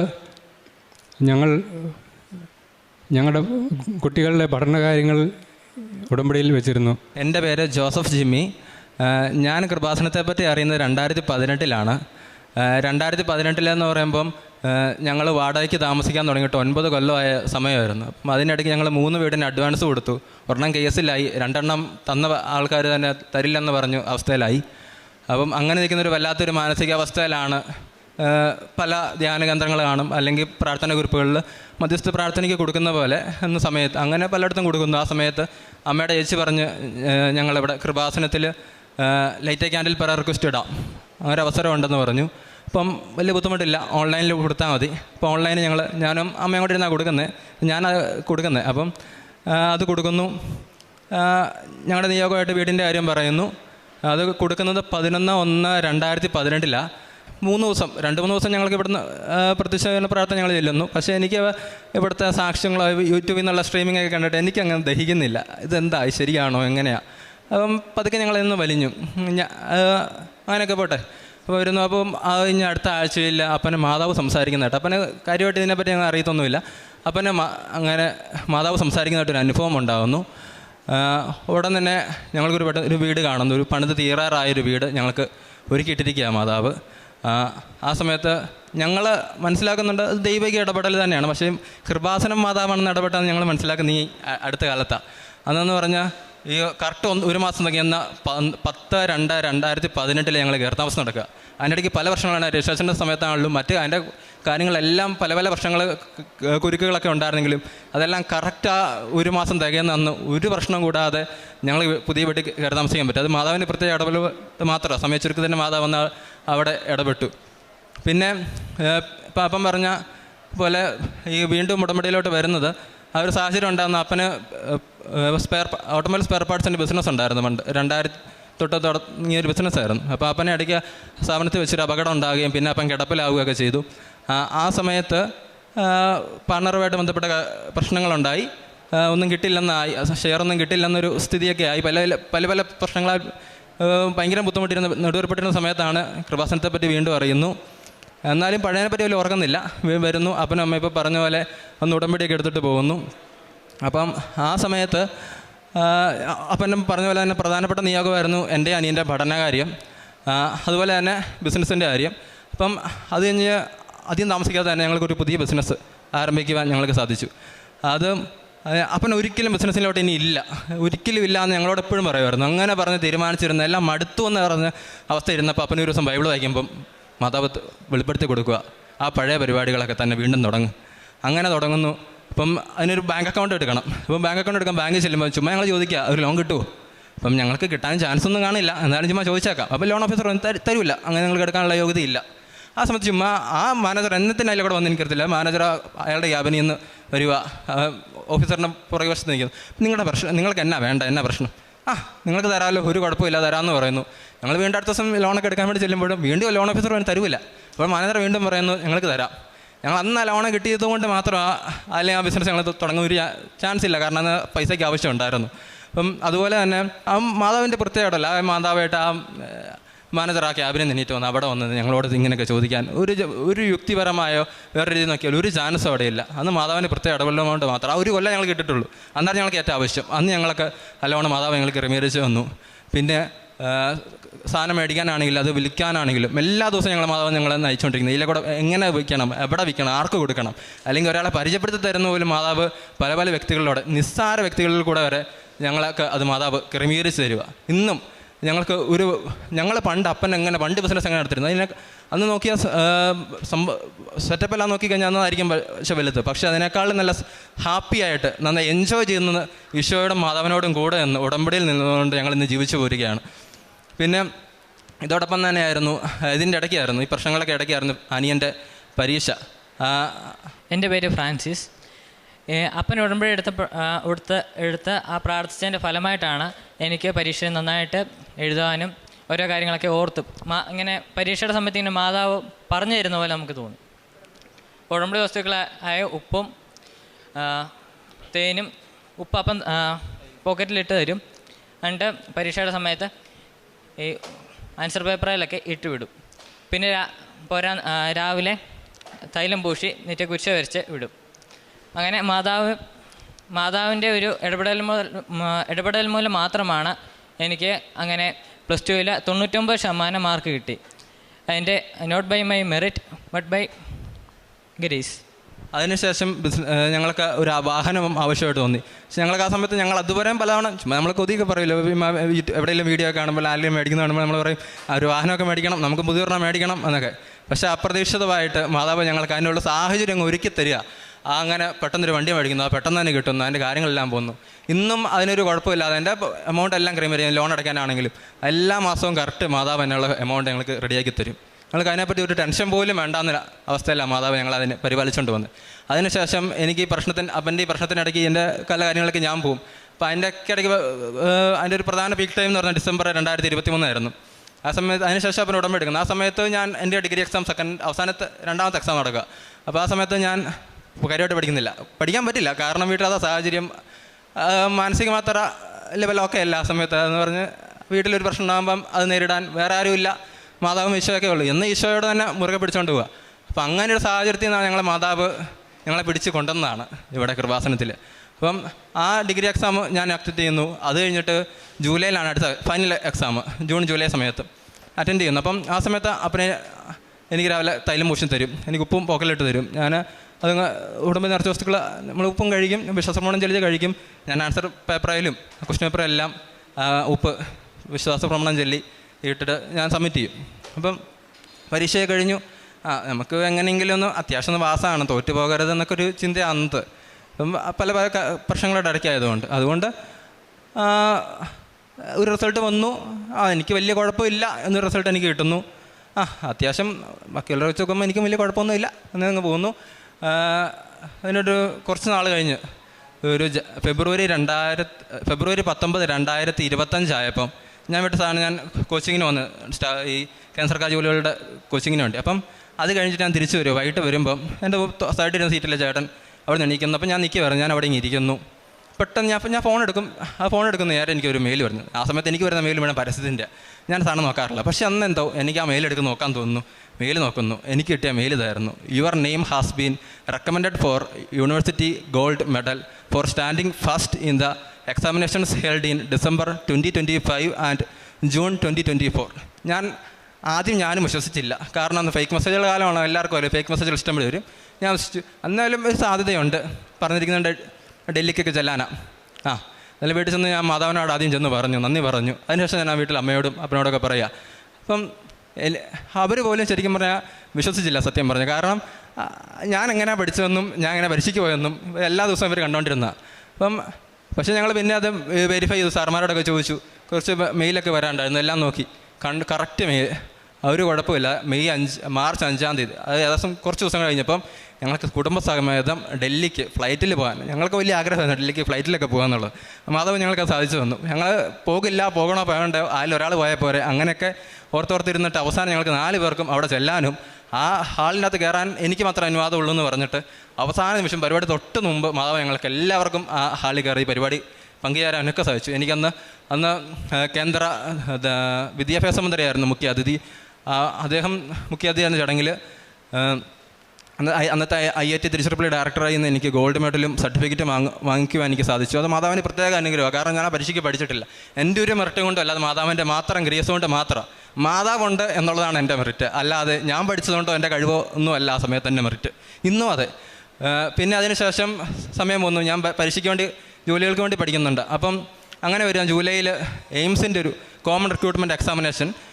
എയിംസ് അറിയാം, നമുക്ക് കേരളത്തിൽ എയിംസ് ഒന്നുമില്ല. അപ്പം ഞാനും എന്നാലും നമുക്ക് നോട്ടിഫിക്കേഷൻ വന്നല്ലോ, നമുക്ക് വായിച്ച് നോക്കാം. വായിച്ച് നോക്കിയതിനകത്ത് കിടക്കുന്നു ഒരു പോസ്റ്റ് ഉണ്ട്, ESIC എംപ്ലോയി സ്റ്റേറ്റ് ഇൻഷുറൻസ് കോർപ്പറേഷനിൽ UD ക്ലർക്കായിട്ട് വേക്കൻസി ഉണ്ട്, കേരളത്തിലുണ്ട്. ആകെ മൊത്തം 16 വേക്കൻസി, അതിൽ 9 ജനറൽ കാറ്റഗറിക്ക് പറ്റും. അപ്പം വേറെ തീർത്തും കുറച്ച് വേക്കൻസി ഉള്ളൂ. കാരണം ജനറൽ കാറ്റഗറിക്കാർ പരീക്ഷ എഴുതുന്നവർക്കൊക്കെ അറിയാം, ജനറൽ കാറ്റഗറിക്കാർക്ക് കയറാൻ ഇത്തിരി പാടാണ്. ബാക്കിയുള്ളവർക്ക് റിസർവേഷൻ എല്ലാം പോയി കഴിഞ്ഞാൽ അവർക്ക് നമ്മളെക്കാളും മാർക്ക് ഉണ്ടെങ്കിൽ അവർ നമ്മുടെ സീറ്റും കൊണ്ടും പോകും. ഈ നമുക്കുള്ളതാണെന്ന് പറഞ്ഞാൽ അതെല്ലാവർക്കും ഉള്ള സീറ്റാണ്, ജനറൽ സീറ്റ് എന്ന് പറഞ്ഞാൽ അതവർ കൊണ്ടുപോകും, നമുക്ക് ആ സീറ്റ് കിട്ടില്ല. അപ്പം അങ്ങനെ ഇരിക്കുമ്പോൾ അപ്പം ഞാൻ യുക്തിപരമായി ചിന്തിച്ചു. അന്ന് ഞാൻ യുക്തിയെ വിട്ടിയാണ് ചിന്തിക്കുന്നത്. അപ്പം ഇല്ല, 9 വേക്കൻസി, ഞാൻ സാധനം കൊടുക്കുന്ന പരീക്ഷയ്ക്ക് 500, 100 അതൊക്കെ ഉള്ളൂ സത്യം പറഞ്ഞാൽ. അന്ന് ആ പരീക്ഷയ്ക്ക് 3000 രൂപ വേണം. അപ്പം നമ്മൾ കഷ്ടപ്പെട്ടൊക്കെ ഉണ്ടാക്കുന്നില്ല. ഞാൻ ചുമ്മാ തന്നെ 3000 രൂപ കളഞ്ഞ് ചുമ്മാ ഞാൻ പോയി പരീക്ഷയ്ക്ക് പോകണം പൈസ ഉണ്ട്. എല്ലാം കഴിഞ്ഞിട്ട് ഞാൻ ചുമ്മാ പൈസ കളയുന്നത് കൊടുക്കുന്നില്ല, ഞങ്ങൾ ഉറപ്പിച്ചിങ്ങനെ ഇരിക്കുക. അപ്പോൾ അവസാന ദിവസം എടുക്കാറായപ്പം ഞങ്ങൾ പഠിക്കുന്ന ഇൻസ്റ്റിറ്റ്യൂട്ടിൽ നിന്ന് നേരത്തെ ഒരു തവണ നോട്ടിഫിക്കേഷൻ വന്നെന്ന് പറഞ്ഞ് അറിയിച്ചായിരുന്നു. പക്ഷേ വീണ്ടും ലാസ്റ്റ് ഡേറ്റ് 31-ാം തീയതി ആണെന്നൊക്കെ പറഞ്ഞു. ഒന്നുകൂടെ മെസ്സേജ് വരും. അങ്ങനെ ഒരിക്കലും ഒരു പരീക്ഷയ്ക്കും ഇൻസ്റ്റിറ്റ്യൂട്ടിൽ ഞങ്ങൾക്ക് വന്നിട്ടില്ല. അപ്പം അങ്ങനെ വരുന്നു. എനിക്കുള്ളൊരു വാണിംഗ് പോലെ എനിക്ക് തോന്നുക. ഞാനത് കൊടുക്കാം സംശയിച്ച് നിന്ന് ഞാൻ അവസാനം ലാസ്റ്റ് ഡേറ്റിനന്ന് ഞാൻ ഫില്ല് ചെയ്യുക. കുറച്ച് നേരം എടുത്ത പ്രോസസ്സായിരുന്നു. അപ്പം അതെല്ലാം ഫില്ല് ചെയ്ത് സബ്മിറ്റ് നോക്കി. അപ്പം ഇനി പേയ്മെൻറ്റ് കൊടുക്കണം. ഈ പേയ്മെൻറ്റ് കൊടുക്കാൻ വേണ്ടി നോക്കിയിട്ട് നടക്കുന്നില്ല, ആ വിൻഡോ ക്രാഷാണ്. അപ്പം സമയം 5 മണി 6 മണി വരെ എങ്ങാണ്ടേ ഉള്ളൂ. ആ സമയം വരെ ഞാൻ നോക്കി, പറ്റുന്നില്ല. അപ്പം ഞാൻ വീട്ടിൽ പറഞ്ഞു. അപ്പം അമ്മയൊക്കെ എന്നോട് ചോദിച്ചു, എന്നാ പറ്റിയില്ല അല്ലേ? ഞാനോർത്ത് 3000 രൂപ ഇത്തരം മാതാവിന് അറിയാമല്ലോ, നമ്മൾ ചുമ്മാ പൈസ ഉണ്ടാക്കി കളയുന്നതാണോ ഇല്ലയോ എന്ന്. അപ്പം പൈസ ചുമ്മാ കളയണ്ടെന്ന് പറഞ്ഞ് മാതാവ് തന്നെ നമുക്ക് അപ്ലൈ ചെയ്യാൻ സമ്മതിക്കാതിരുന്നായിരിക്കും ഞാൻ പറഞ്ഞു. പക്ഷെ അത്ഭുതം പോലെ മാതാവ്, അത്ഭുതം തന്നെയാണ്, അടുത്ത ദിവസം എനിക്ക് എയിംസിൽ നിന്ന് മെസ്സേജ് വരിക, ആപ്ലിക്കേഷൻ ഫില്ല് ചെയ്തു, പക്ഷേ പേയ്മെൻറ്റ് നടത്താൻ പറ്റാത്തവർക്ക് വേണ്ടി ഞങ്ങൾ ഒരു ദിവസം കൊണ്ട് എക്സ്റ്റെൻഡ് ചെയ്യുക ഡേറ്റ് എന്നും പറഞ്ഞു. ഒന്ന് ഈ എക്സ്റ്റെൻഡ് ചെയ്യുന്ന ലാസ്റ്റ് ഡേറ്റ് കൊടുക്കാത്തതിൻ്റെ പേരിൽ, അന്ന് കൊടുക്കാൻ പറ്റാത്തതിൻ്റെ പേരിൽ എക്സ്റ്റെൻഡ് ചെയ്യുന്നത് സാധാരണ ഒരു ഇങ്ങനെ ഒരു എക്സാം കണ്ടക്ടിങ് ബോഡി സമ്മതിക്കുന്നതല്ല, പൊതുവേ ഇല്ല. വലിയ വിരളങ്ങളിൽ വിരളം. അത് അപ്പോൾ നമ്മളോട് ചോദിക്കും, നിങ്ങൾക്ക് എന്തുകൊണ്ടാണ് ലാസ്റ്റ് ഡേറ്റ് വരെ നോക്കിയിരിക്കേണ്ട, അതിന് മുമ്പ് കൊടുക്കാറുന്നില്ല, അതിന് കുഴപ്പമില്ലായിരുന്നല്ലോ എന്നൊരു ചോദ്യം വരുള്ളൂ. പിന്നെ അതുപോലെ തന്നെ ഇപ്പോൾ വന്നാൽ തന്നെ എക്സ്റ്റെൻഡ് ചെയ്താൽ തന്നെ അവരുടെ സൈറ്റിൽ ഒരു നോട്ടിഫിക്കേഷൻ ഇറക്കും, അത് നോട്ടിഫിക്കേഷൻ ഇറക്കും എക്സ്റ്റെൻഡ് ചെയ്തെന്നും പറഞ്ഞു. പക്ഷേ ഇതങ്ങനെയല്ല. എനിക്ക് മാതാവ് എന്നെ അറിയിക്കാൻ വേണ്ടി അവരെ കൊണ്ട് അത് മെസ്സേജ് ചെയ്യിച്ചു. എനിക്ക് മെസ്സേജ് വന്നു, ഞാൻ അപ്ലൈ ചെയ്തു. കുറച്ച് ദിവസം 10-20 ദിവസം കഴിഞ്ഞപ്പം എക്സാമിന് ഞാൻ കാര്യമായിട്ടൊന്നും ഇതിനു വേണ്ടി ഒന്നും പ്രിപ്പയർ ചെയ്തില്ല. വേറെ എക്സാമൊക്കെ നടക്കുന്നുണ്ട് അതിന് വേണ്ടി. പക്ഷേ അതുമായിട്ട് നല്ല മാറ്റമുണ്ട്. അപ്പം ഞാനിതുകൊണ്ട് പ്രിപ്പയർ ചെയ്തിട്ടില്ല. ഒരു 2-3 മോക്ക് ടെസ്റ്റ് എടുക്കുന്നു, അത് മാത്രം. അതുകൊണ്ടൊന്നും ആവില്ലെന്ന് എഴുതുന്നവർക്കൊക്കെ അറിയാം. അങ്ങനെ ഒരു മോക്ക് ടെസ്റ്റ് 2-3 മോക്ക് ടെസ്റ്റ് എടുത്തുകൊണ്ട് ഒരു പരീക്ഷയും ജയിക്കാൻ പോകുന്നില്ല. അത് കഴിഞ്ഞിട്ട് പരീക്ഷയുടെ അന്ന് അപ്പോൾ അപ്പൻ എന്നെ രാവിലെ കയറ്റി വിടും. അപ്പം കയറ്റി വിടുമ്പോൾ അപ്പൻ എനിക്ക് തൈലം പൂശി തന്ന് ഉടമ്പടി ഉപ്പും എനിക്ക് തന്ന വിടുന്നത്. അപ്പം ഞാൻ പോയി എറണാകുളത്ത് മാതാവിൻ്റെ പേരിലുള്ളൊരു സെൻറ്റർ, എക്സാം സെൻറ്റർ ആയിരുന്നു. ഞാൻ അവിടെ പോയി പരീക്ഷ എഴുതുക. ഉടമ്പടി ഉപ്പൊക്കെ ഞാൻ ആ സിസ്റ്റത്തിലൊക്കെ വെച്ചിട്ട് മാതാവിനെ സമർപ്പിച്ചുകൊണ്ടാണ് ഞാൻ പരീക്ഷ എഴുതിയത്. പരീക്ഷ കഴിഞ്ഞപ്പം പരീക്ഷ പൊതുവെ എളുപ്പമാണ്. എനിക്ക് പരീക്ഷ എളുപ്പമാണെങ്കിൽ ഓൾ ഇന്ത്യ എല്ലാവർക്കും എളുപ്പമാണ്. അപ്പം ഞാൻ നോക്കി ഓൾ ഇന്ത്യ എളുപ്പമാണെങ്കിൽ കട്ട് ഓഫ് മുകളിലായിരിക്കും, ഞാൻ പാസ്സാകില്ല. അല്ലെ തന്നെ ഇപ്പം എന്തെങ്കിലും ഉണ്ടെങ്കിൽ തന്നെ 500 വേക്കൻസി എല്ലാവരും ഓൾ ഇന്ത്യ മുഴുവൻ വിളിച്ചിരിക്കുന്നതിനകത്ത്. അപ്പം ഞാൻ കിട്ടില്ല എന്നൊക്കെ ഓർത്ത് ഇരിക്കുകയാണ്. ഒക്ടോബറിലൊരു റിസൾട്ട് വരുന്നു, ഞാൻ പാസ്സായിട്ടുണ്ട്. 10,000 പേരുടെ ലിസ്റ്റ് നിങ്ങൾ പെട്ടിട്ടുണ്ട്. 500-600 വേക്കൻസി ഉള്ളിടത്ത് 10,000 പേരുടെ ലിസ്റ്റ് താൻ പെട്ടിട്ടുണ്ടെന്നും പറഞ്ഞ് റിസൾട്ട് വന്നു. ഡിസംബർ ആദ്യത്തെ ആഴ്ച എനിക്ക് മെസ്സേജ് ഞാൻ ഇതിന് റിസൾട്ട് നോക്കിയൊന്നുമല്ല, വേറെ വഴിക്ക് വേറെ കാര്യം നോക്കി പോയപ്പോൾ ഇങ്ങനെ റിസൾട്ട് നടക്കുമ്പോൾ കാണുന്നു. അപ്പോൾ ഞാൻ മാതാവിനോട് പറഞ്ഞിട്ട് ഞാൻ വിശ്വാസപ്രമാണം ചൊല്ലി ഞാൻ ഫയലെടുത്ത് നോക്കുക. എന്നിട്ട് എൻ്റെ റോൾ നമ്പർ ഞാൻ അടിച്ച് നോക്കുക. ഇപ്പോൾ കിടക്കുന്നു മാതാവിൻ്റെ സംഖ്യ കൂടി 167ാമത്തെ റാങ്ക് ഓൾ ഇന്ത്യ എനിക്ക് മാതാവ് എനിക്ക് നൽകി അനുഗ്രഹിച്ചു. ഇപ്പം 167ാമത്തെ റാങ്ക് ഓൾ ഇന്ത്യ. അപ്പോൾ എനിക്ക് വേണ്ടത് കേരളത്തിലാണ് അപ്പൻ ഉടമ്പടി വെച്ചിരിക്കുന്നത്. അങ്ങനെ എനിക്ക് കേരളത്തിൽ തന്നെ ഒരു കേന്ദ്ര സർക്കാർ ജോലി കിട്ടണമെന്നാണ് അപ്പൻ്റെ ഉടമ്പടി. അപ്പം എനിക്ക് കേരളത്തിൽ തന്നെ കിട്ടണമല്ലോ. അപ്പോൾ അതിനിപ്പോൾ ഇതിൻ്റെ പ്രിഫറൻസ് നമുക്ക് കേരളത്തിൽ തന്നെ വേണമെന്ന് കൊടുക്കാനുള്ള ഡേറ്റിൻ്റെ അന്ന് അപ്പനും അമ്മയ്ക്കും ഇവിടെ ഉടമ്പടി പുതുക്കാൻ പറഞ്ഞായിരുന്നു. അന്ന് അപ്പനും അമ്മയും വന്നപ്പോൾ ഞാൻ ആ റിസൾട്ടിൻ്റെ പ്രിൻ്റ് ഞാനെടുത്ത് അപ്പൻ്റെ അമ്മേനും കൊടുത്തു വിട്ടു. മാതാവിൻ്റെ അടുത്ത് കൊടുത്തിട്ട് പ്രാർത്ഥിക്കാൻ. അതുകൊണ്ട് അവർ പ്രാർത്ഥിച്ചു. അന്ന് ഞാൻ കൊടുത്തു. ജാനുവരി 3-ാം തീയതി ആയപ്പം എനിക്ക് റിസൾട്ട് വന്നു. കേരളത്തിൽ ESIC തന്നെ എനിക്ക് അലോട്ട് ചെയ്തിട്ടുണ്ട്. മാർച്ച് 3-ാം തീയതി ആയപ്പം ഡോക്യുമെൻ്റ് വെരിഫിക്കേഷൻ കഴിഞ്ഞ് തൃശ്ശൂരിലായിരുന്നു. തൃശ്ശൂരിൽ ഞാൻ നേരെ വന്ന് ഇങ്ങോട്ടാണ്. മാതാവിനെ ഞാൻ കണ്ട് നന്ദി പറഞ്ഞു. കാരണം എനിക്ക് കിട്ടാതിരിക്കാൻ പല സാഹചര്യം ഉണ്ടായിരുന്നു. ഞാൻ കൊടുക്കാൻ തന്നെ ചാൻസ് ഇല്ലാത്ത, ഞാൻ അതിനകത്ത് എഴുതിയിരിക്കുന്ന പല ചോദ്യങ്ങളും ഞാൻ മിസ്സാക്കിയ ചോദ്യങ്ങളെന്ന് പറഞ്ഞാൽ എല്ലാവർക്കും അറിയാവുന്ന നിസ്സാര ചോദ്യങ്ങളാണ് ഞാൻ അതിനകത്ത് ചെയ്യാതെ ഇട്ടിരിക്കുന്നത്. അല്ലാതെ തന്നെ അറിയാത്ത കുറേ ക്വസ്റ്റ്യനുണ്ട്, കുറേ നിസ്സാര ക്വസ്റ്റ്യനുകൾ ഞാൻ ഇട്ടിട്ടുണ്ട്. എന്നിട്ടും എനിക്ക് അത്ര 167ാമത്തെ റാങ്ക് ഓൾ ഇന്ത്യ നൽകി. അത് മാതാവിൻ്റെ ഒപ്പിട്ടു 7 എന്ന സംഖ്യ അതിനകത്ത് ചേർത്ത് മാതാവ് പ്രത്യക്ഷപ്പെട്ട ദിവസം 7-ാം തീയതി ആ 7 അവിടെ പതിപ്പിച്ചു. അങ്ങനെ അത് കഴിഞ്ഞിട്ട് ഡോക്യുമെൻ്റ് വെരിഫിക്കേഷൻ കഴിഞ്ഞു. 3-ാം തീയതി കഴിഞ്ഞ് ഞാൻ 10-ാം തീയതി വന്ന് ഞാൻ ഇനി സാക്ഷ്യം പറയാനുള്ള തയ്യാറെടുപ്പ്. അപ്പം ഞാൻ ഉടമ്പടി എടുത്തു. 10-ാം തീയതി വന്ന് ഞാൻ ഉടമ്പടി എടുത്തു. അത് കഴിഞ്ഞിട്ട് വെയിറ്റ് ചെയ്തു. ഇന്നലെ 27-ാം തീയതി വീണ്ടും 27-ാം തീയതി എനിക്ക് അപ്പോയിൻമെൻറ്റ് ലെറ്റർ തൃശ്ശൂരിൽ റിപ്പോർട്ട് ചെയ്യാൻ വേണ്ടി വന്നു. ഞാനിത് വേറെ ആരോടും പറഞ്ഞിട്ടില്ല. വീട്ടിലെ അറിയാം, പിന്നെ ആ തന്ന ഓഫീസിൽ അവർക്കും അറിയാം. അല്ലാതെ ഞാൻ വേറെ കൂട്ടുകാരോടോ നാട്ടുകാരോടോ മറ്റു വീട്ടുകാരോടൊന്നും ഞാൻ പറഞ്ഞിട്ടില്ല. ഞാൻ ആദ്യം ഇവിടെ സാക്ഷ്യം പറഞ്ഞിട്ട് ഞാൻ പറയുള്ളൂന്നും പറഞ്ഞ് ഞാൻ വന്നതാണ് ഇവിടെ.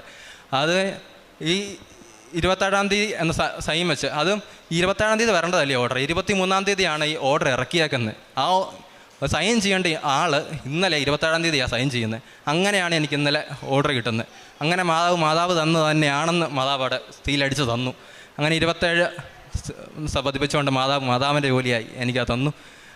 പിന്നെ ഞാൻ ഉടമ്പടി കാര്യങ്ങളിൽ കാരുണ്യപ്രവൃത്തിയായിട്ട് ഞങ്ങളുടെ അടുത്ത് തന്നെ പാലായിൽ മരിയ സദനം എന്നും പറഞ്ഞൊരു സ്ഥലമുണ്ട്. അത് മാനസിക വെല്ലുവിളി നടന്നാൽ മാനസിക പ്രശ്നങ്ങളുള്ള ആതിരാലയോ ആരും നോക്കാനില്ലാത്ത അങ്ങനെ ഉള്ള ആൾക്കാരാണ്. അപ്പോൾ അവിടെ പോകുന്നുണ്ട്. ആ കൂട്ടത്തിൽ ഞാനും എന്നാൽ പോയേക്കാം. ഞാൻ അവിടെ പോയി ആൾക്കാരോടൊക്കെ സംസാരിക്കും. നമുക്ക് എന്നെ സംസാരിക്കും. ഞാൻ പൊതുവെ സംസാരിക്കുന്നതിനും അങ്ങനെ പ്രകൃതിയുള്ള മനുഷ്യനൊന്നും അല്ല. എനിക്കങ്ങനെ ഒരാളെ പെട്ടെന്ന് കണ്ട ഒരാളോട് സോപ്പിട്ട് സംസാരിക്കണമെന്ന് എനിക്കറിയത്തില്ല. ഞാനങ്ങനെ സംസാരിച്ചിട്ടുമില്ല. അപ്പം ഞാൻ അവരോടൊക്കെ പോയി സംസാരിക്കുക. അവരൊക്കെ എന്നോട് ഇങ്ങോട്ട് സംസാരിക്കുക. അവർക്കൊക്കെ എന്നോട് ഭയങ്കര താല്പര്യം. ഞാൻ സംസാരിക്കുന്നു, എനിക്ക് ഉള്ള മറുപടിയും കിട്ടുന്നു പറയാനുള്ള. ഞാൻ അവരോട് സംസാരിക്കുന്നു. അവിടെ എനിക്ക് പൊതുവെ ഇങ്ങനെ ഒരു വൃത്തി ഇല്ലാത്ത അല്ലെങ്കിൽ വേറെ മറ്റു ദുർഗന്ധം എന്തെങ്കിലും ഉണ്ടെങ്കിൽ എനിക്ക് നിൽക്കാൻ പാടാം. അവിടെ എന്ന് പറഞ്ഞാൽ നല്ല മണമല്ല. അപ്പം എന്നെ പഠിപ്പിച്ചിട്ടുണ്ട്, ആ മണം അത് അവിടുത്തെ മണമല്ല, അത് ഈശോയുടെ മണമാണ്. ആ മണത്തെ നമ്മളെ സ്നേഹിക്കണം. എനിക്കൊരു കുഴപ്പമില്ല. അന്ന് എനിക്കൊരു ചെറിയ ബുദ്ധിമുട്ട് തോന്നി. പിന്നെ അത് കഴിഞ്ഞിട്ട് ഞാൻ അടുത്ത ആഴ്ച തൊട്ട് എല്ലാ ഞായറാഴ്ച ഞാൻ പോവും. അപ്പം അപ്പനോടത്തി പോവും. അന്ന് അവരുടെ നഖമൊക്കെ വെട്ടും. അപ്പം അവിടെയുള്ള പ്രധാന കാര്യമെന്ന് പറഞ്ഞാൽ അവിടെ കയ്യിൽ നഖം വെട്ടാനൊക്കെ ഇപ്പം കുറച്ച് ഉടമ്പടി എടുത്തവർ കുറേ പേര് വരും, അല്ലാതെ കുറച്ച് വോളണ്ടിയേഴ്സൊക്കെ വരും. പക്ഷെ കാലേലെ വെട്ടാൻ വരില്ല. കാരണം കാല് അത്ര രസമല്ല അവിടെ വെട്ടാൻ. അത് നല്ല ചെളിയൊക്കെ കാണും, പല പല വേസ്റ്റുകൾ കാണും. അങ്ങനെയുള്ളൊരു സന്തോഷം. നമുക്കൊരു കുഴപ്പമില്ല. ഞാനും അപ്പനൊക്കെ അത് വെട്ടും. അവരോട് നല്ല സന്തോഷം. അവർക്ക് ഞങ്ങളെ താല്പര്യമാണ്. ഞങ്ങൾ ചെല്ലുമ്പം അവർ ഓടി വരും, എന്നിട്ട് വെട്ടാൻ വരും, ഞങ്ങളോട് സംസാരിക്കും. വെട്ടാനില്ലെങ്കിൽ പോലും അവരവിടെ സംസാരിക്കും. അവർക്ക് എല്ലാവരും വെട്ടൊന്നും ഇഷ്ടമല്ല. ഞാൻ എൻ്റെ നഖം എങ്ങനെ വെട്ടുന്നു അതുപോലെ തന്നെ എനിക്ക് അവരുടെ നഖം വെട്ടാൻ സാധിക്കുന്നുണ്ട്. അത് ഈശോയുടെ നഖം ഞാൻ എങ്ങനെ വെട്ടുന്നു അതുപോലെ തന്നെ എനിക്കത് ഈശോയെ കണ്ടുകൊണ്ട് എനിക്ക് വെട്ടാൻ മാതാവ് എനിക്ക് കൃപ നൽകിയേക്കാം. എനിക്കാ മണവോ അവിടെ വൃത്തിയില്ലായ്മയോ ഒന്നും എനിക്കൊരു പ്രശ്നമായിട്ട് എനിക്ക് തോന്നാറില്ല. ഈ ഉടമ്പടിയിൽ ഞാൻ നിയോഗങ്ങൾ വെച്ചിരുന്നതാണ്. എൻ്റെ ഭാര്യ ലിറ്റിക്ക് ഒരു ബ്ലീഡിങ് ഉണ്ടായിരുന്നു. അത് 2 ആഴ്ച നീണ്ടു നിന്നു. ആദ്യമൊക്കെ തുടങ്ങിയപ്പോൾ ഇന്ന് മാറും നാളെ മാറും എന്ന് വിചാരിച്ചിരുന്നു. പക്ഷെങ്കിൽ ക്ഷീണം കൂടി സന്ധ്യാപ്രാർത്ഥനയ്ക്ക് പോലും കൂടാൻ പറ്റാത്ത അവസ്ഥയായി. അന്ന് ഞങ്ങൾ 3 പേരും കൂടെ കൈവരിച്ച് പിടിച്ച് പ്രാർത്ഥിച്ചു. അതിനുശേഷം ഉടമ്പടി വസ്തുക്കൾ തേനും ഉപ്പും കൊടുക്കുകയും തൈലം വയറിൽ തേച്ച് വിശ്വാസപ്രമാണം ചൊല്ലി പ്രാർത്ഥിക്കുകയും ചെയ്തു. അന്ന് നിന്നതാണ്. പിന്നെ ഒരിക്കലും അങ്ങനെ ഒരു അസുഖം ഉണ്ടായിട്ടില്ല. പിന്നെ ലിറ്റിക്ക് ദേഹത്ത് നീര് വന്നിട്ട് കൈക്കും കാലിനും എല്ലാം വേദന, പെടലിക്കും ഒക്കെ വേദനയായിരുന്നു. ജോലി ചെയ്യാൻ പറ്റാത്ത അവസ്ഥകൾ ഉണ്ടായിരുന്നു. അതെല്ലാം ഉടമ്പടി വസ്തുക്കളായ ഉപ്പും തൈലവും മാത്രം ഉപയോഗിച്ച് ഇന്ന് എല്ലാ ജോലികളും ചെയ്യാൻ സാധിക്കുന്നുണ്ട്. കൈവക്കാൻ പറ്റുന്നുണ്ട്. എല്ലാ ജോലികളും ചെയ്യാൻ സാധിക്കുന്നു. പരിശുദ്ധ അമ്മ വഴിയായിട്ട് ഈശോയിൽ നിന്ന് ഞങ്ങൾക്ക് ഇത്രയേറെ അനുഗ്രഹങ്ങൾ വാങ്ങിത്തന്നതിന് അമ്മയ്ക്കും ഈശോയ്ക്കും 1000 നന്ദികൾ പറയുകയാണ്. ആത്മീയ ജീവിതത്തിൽ കുർബാന കുമ്പസാരം ഇവയെല്ലാം ആണ്ടിൽ 1 അല്ലെങ്കിൽ 2 കുമ്പസാരമായിരുന്നു എനിക്കുണ്ടായിരുന്നത് ഉടമ്പടി എടുക്കുന്നതിന് മുമ്പ്.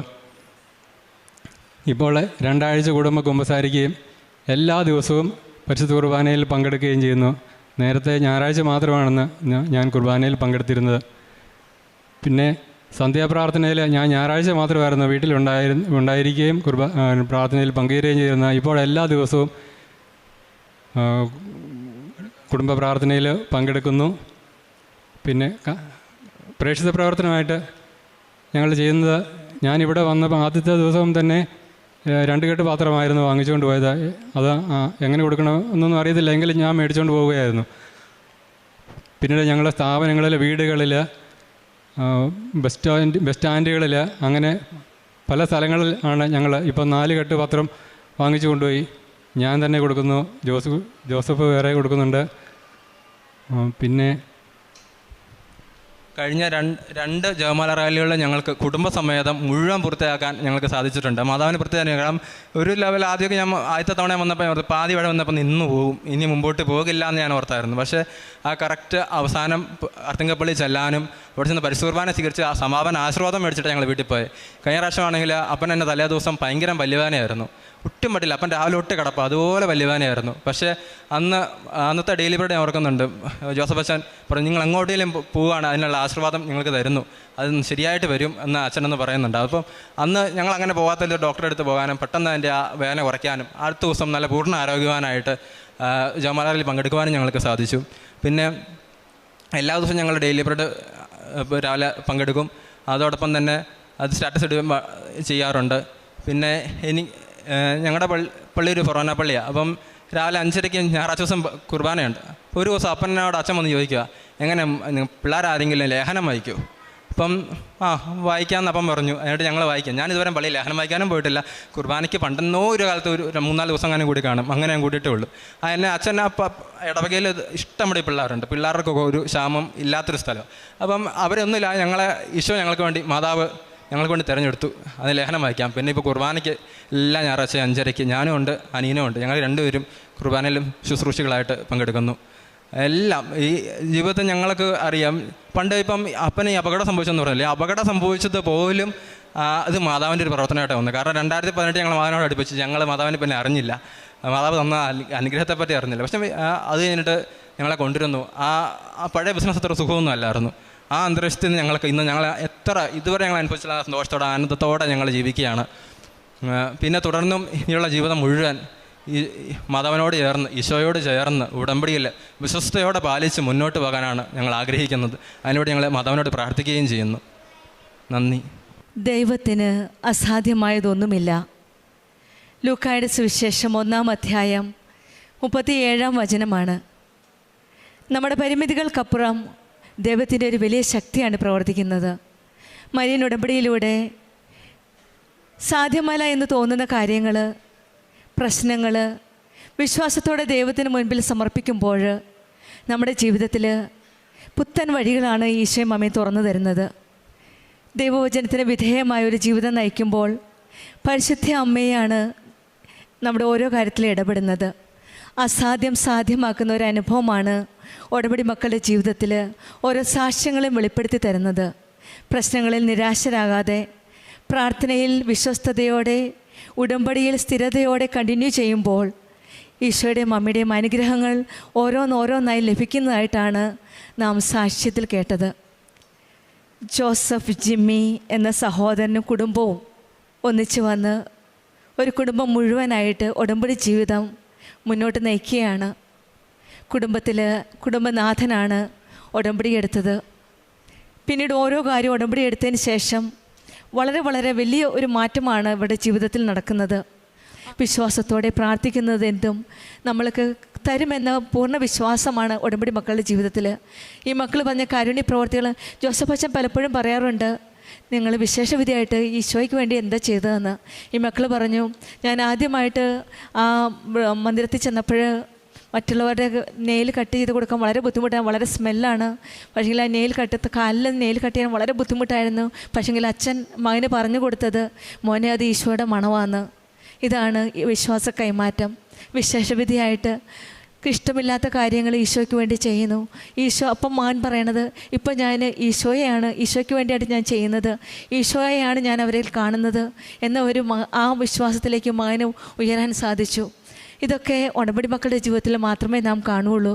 കാരണം ഈശോയ്ക്ക് വേണ്ടിയിട്ടും ആ സ്നേഹത്തെ പ്രതി ഈശോ നൽകുന്ന നമ്മളോട് കാണിക്കുന്ന ആ സ്നേഹം നമ്മളും ഈശോയോട് കാണിക്കുകയാണ്.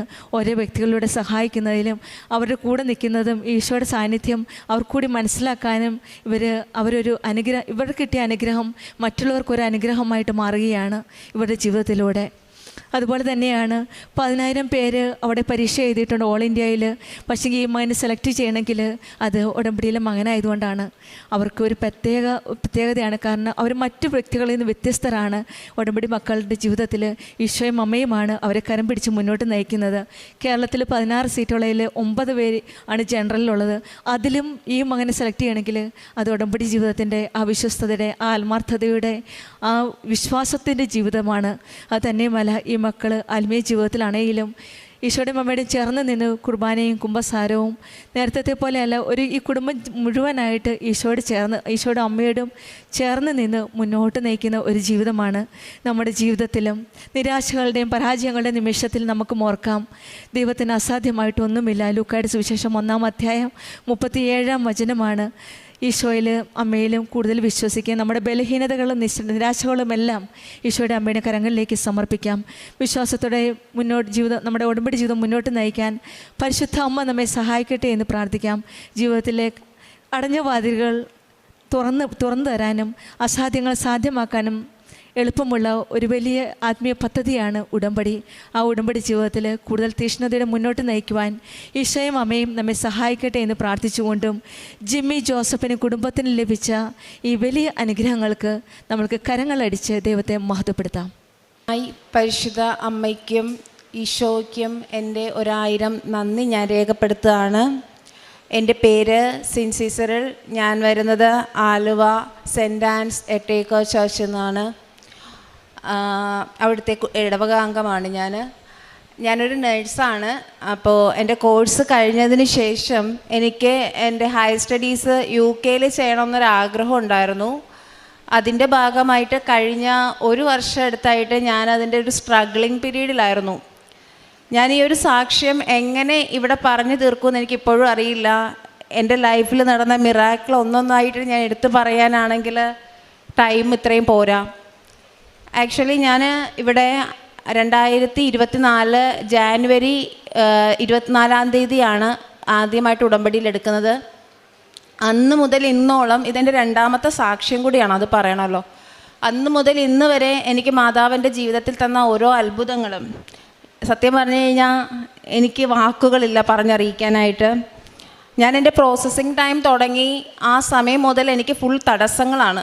തടസ്സങ്ങളെന്ന് പറഞ്ഞു കഴിഞ്ഞാൽ എല്ലാം ഒരു പകുതി വഴിയിൽ വരും, പിന്നെ പെട്ടെന്ന് എന്തുകൊണ്ടൊന്നില്ലാത്ത കാരണങ്ങളുണ്ട് റിജക്ഷൻസ് വരും. ഒരുപാട് യൂണിവേഴ്സിറ്റി, എങ്കിൽ അപ്ലൈ ചെയ്യുന്ന എല്ലാ യൂണിവേഴ്സിറ്റീസും നല്ല സ്കോളർഷിപ്പോട് കൂടി എനിക്ക് ഓഫറും തരാറുണ്ട്.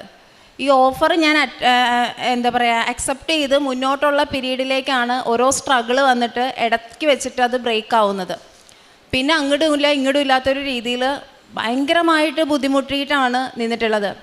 ഇന്ന് ഞാൻ OETയോ IELTSO ഇല്ലാതെ യാതൊരു എനിക്കറിയില്ല ഒരു മെറിറ്റും ഞാൻ മീറ്റ് ചെയ്യാണ്ട് മാതാവിൻ്റെ ഒരാളുടെ നീലങ്കലിയുടെ സംരക്ഷണത്തിൽ ഞാനിന്ന് UK പോവുകയാണ്. ഞായറാഴ്ച രാവിലെ, മറ്റന്നാൾ. ഞാനിപ്പോൾ പോകുന്നത് ലിവർപൂൾ എന്ന് പറഞ്ഞ സ്ഥലത്തേക്കാണ്.